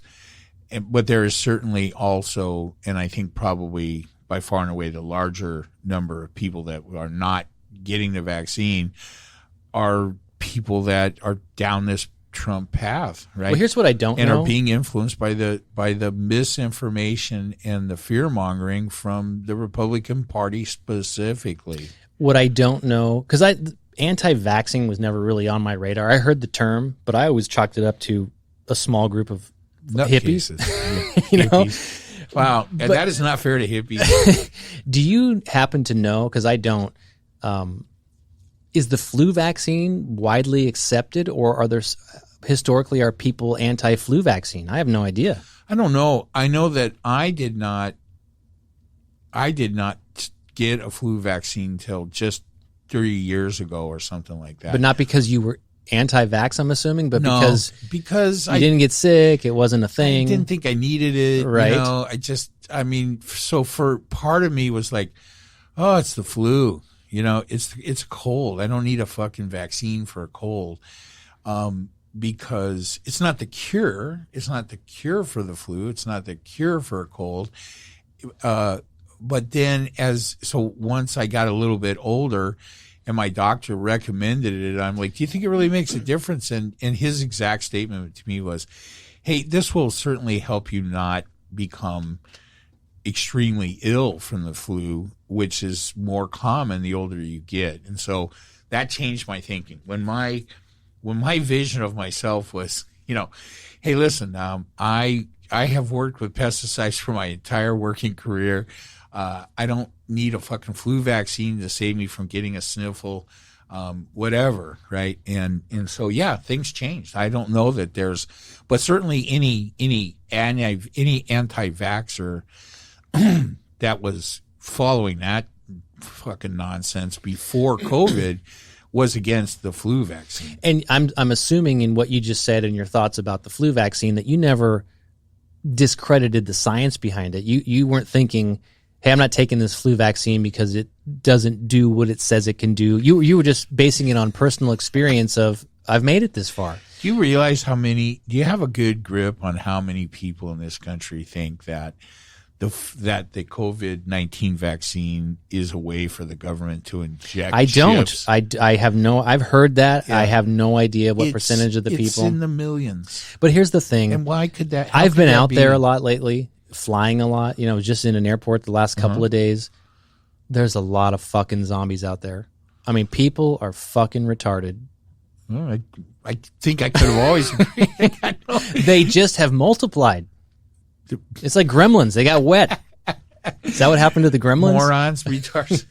I don't know, dude. But, I mean, it's... Well, I think this topic of this show, Travis, from the wide range of topics that we kind of tackled, is a little bit based on what looks to be, to both of us, I think, is a somewhat of a disintegration of society, commonly accepted societal norms that appear to be disintegrating. And when I say that, I'm not talking about stupid shit like, rock and roll is turning you into, devil worshipers or something like that. But just overall, I mean, no doubt. And I think we've been talking about this for the whole life of this podcast. I mean, in our original discussions often centered around relinquishing civil liberties in the face of, other threats, right? And is it a good idea? Isn't it a good idea, right? My only comment after 9/11, when I heard we were going to wage war on Afghanistan, was that it was a mistake, and that how are we going to let I was never in favor of that. And then when it came to Iraq, I was lividly opposed to it. And I think, watching what's happening in Afghanistan now, I mean, how, after watching Russia sink into a quagmire of bullshit in that country, did we ever think that was a good idea?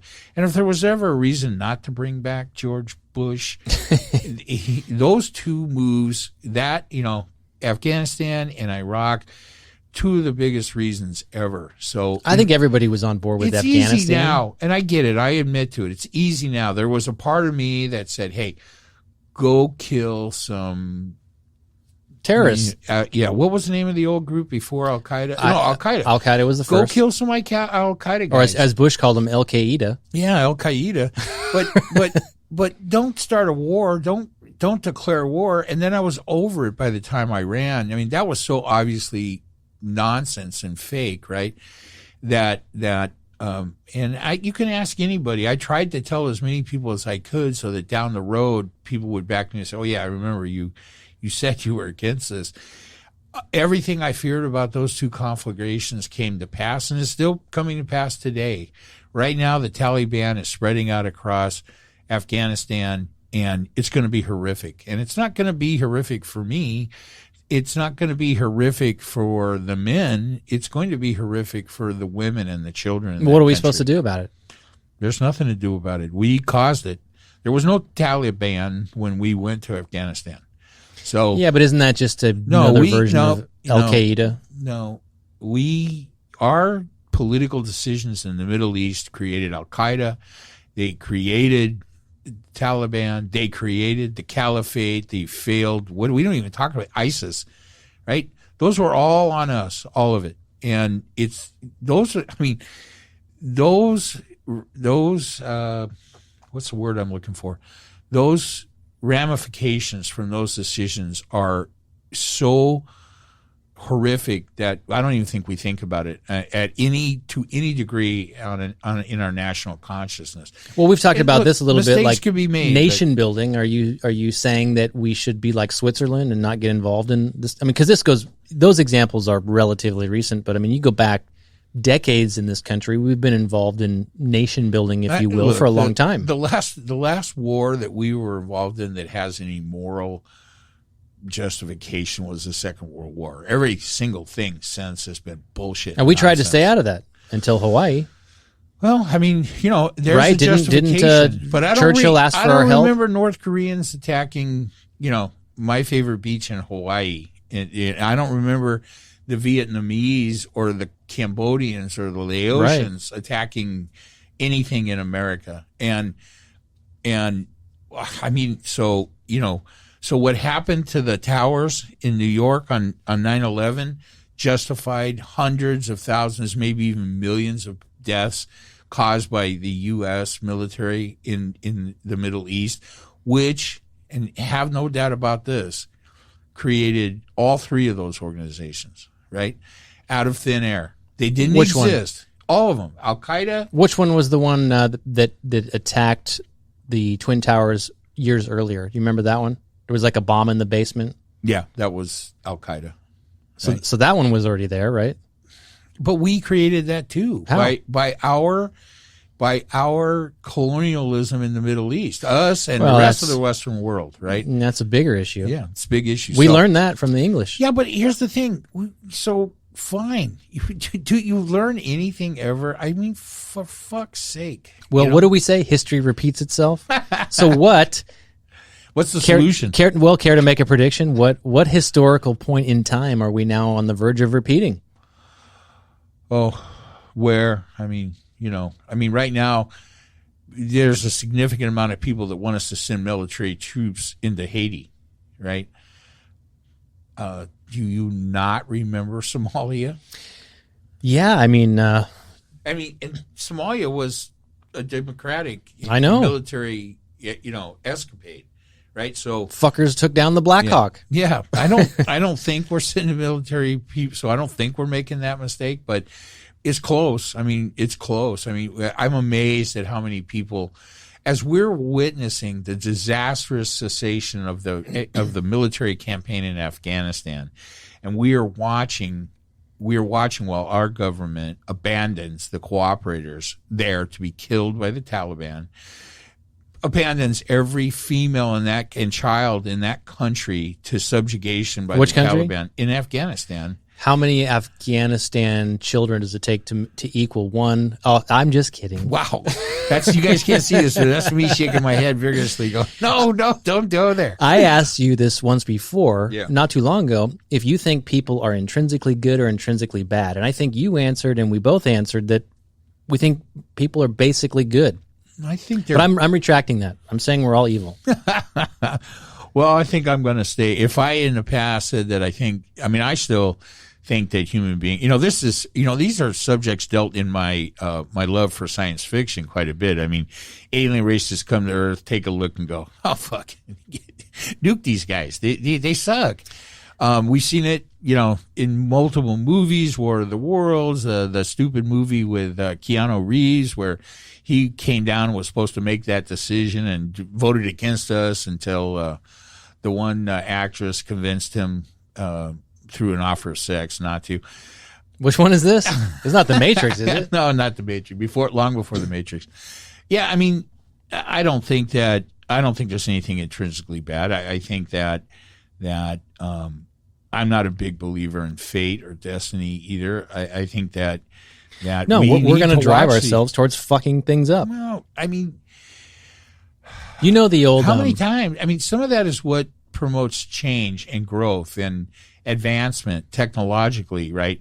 I get that. I'm not a societal scientist or anything like that, or an anthropologist, so I don't have a deep understanding of that. And I get sometimes we're going to make mistakes, but I think right now we're at a real low ebb on a worldwide. You know, we are watching the forward progress of authoritarian governments around the world, and that never turns out well. No, and we, the United States, and I think our allies, are going to be sucked into some of that shit. Well, we're going to be called upon to right the wrongs. Like, here's what I was going to say. You know the term Pangea? You know, where like all the continents were together on the earth millions and millions of years ago? Yeah. That's what I think we're headed towards geopolitically, where we're eventually going to have so much war and chaos and catastrophe that nations around the world are going to align themselves in a way that we haven't seen before, or similar to what we've seen in the past at a new level. All of it leads to destruction. For benevolence or malevolence? Malevolence. Good or bad? Bad. For bad, huh? Well, that is a terrible prediction. It is. I'm not willing it. I don't want it. But that's what it looks like we're going towards. I highly recommend you watch Guardians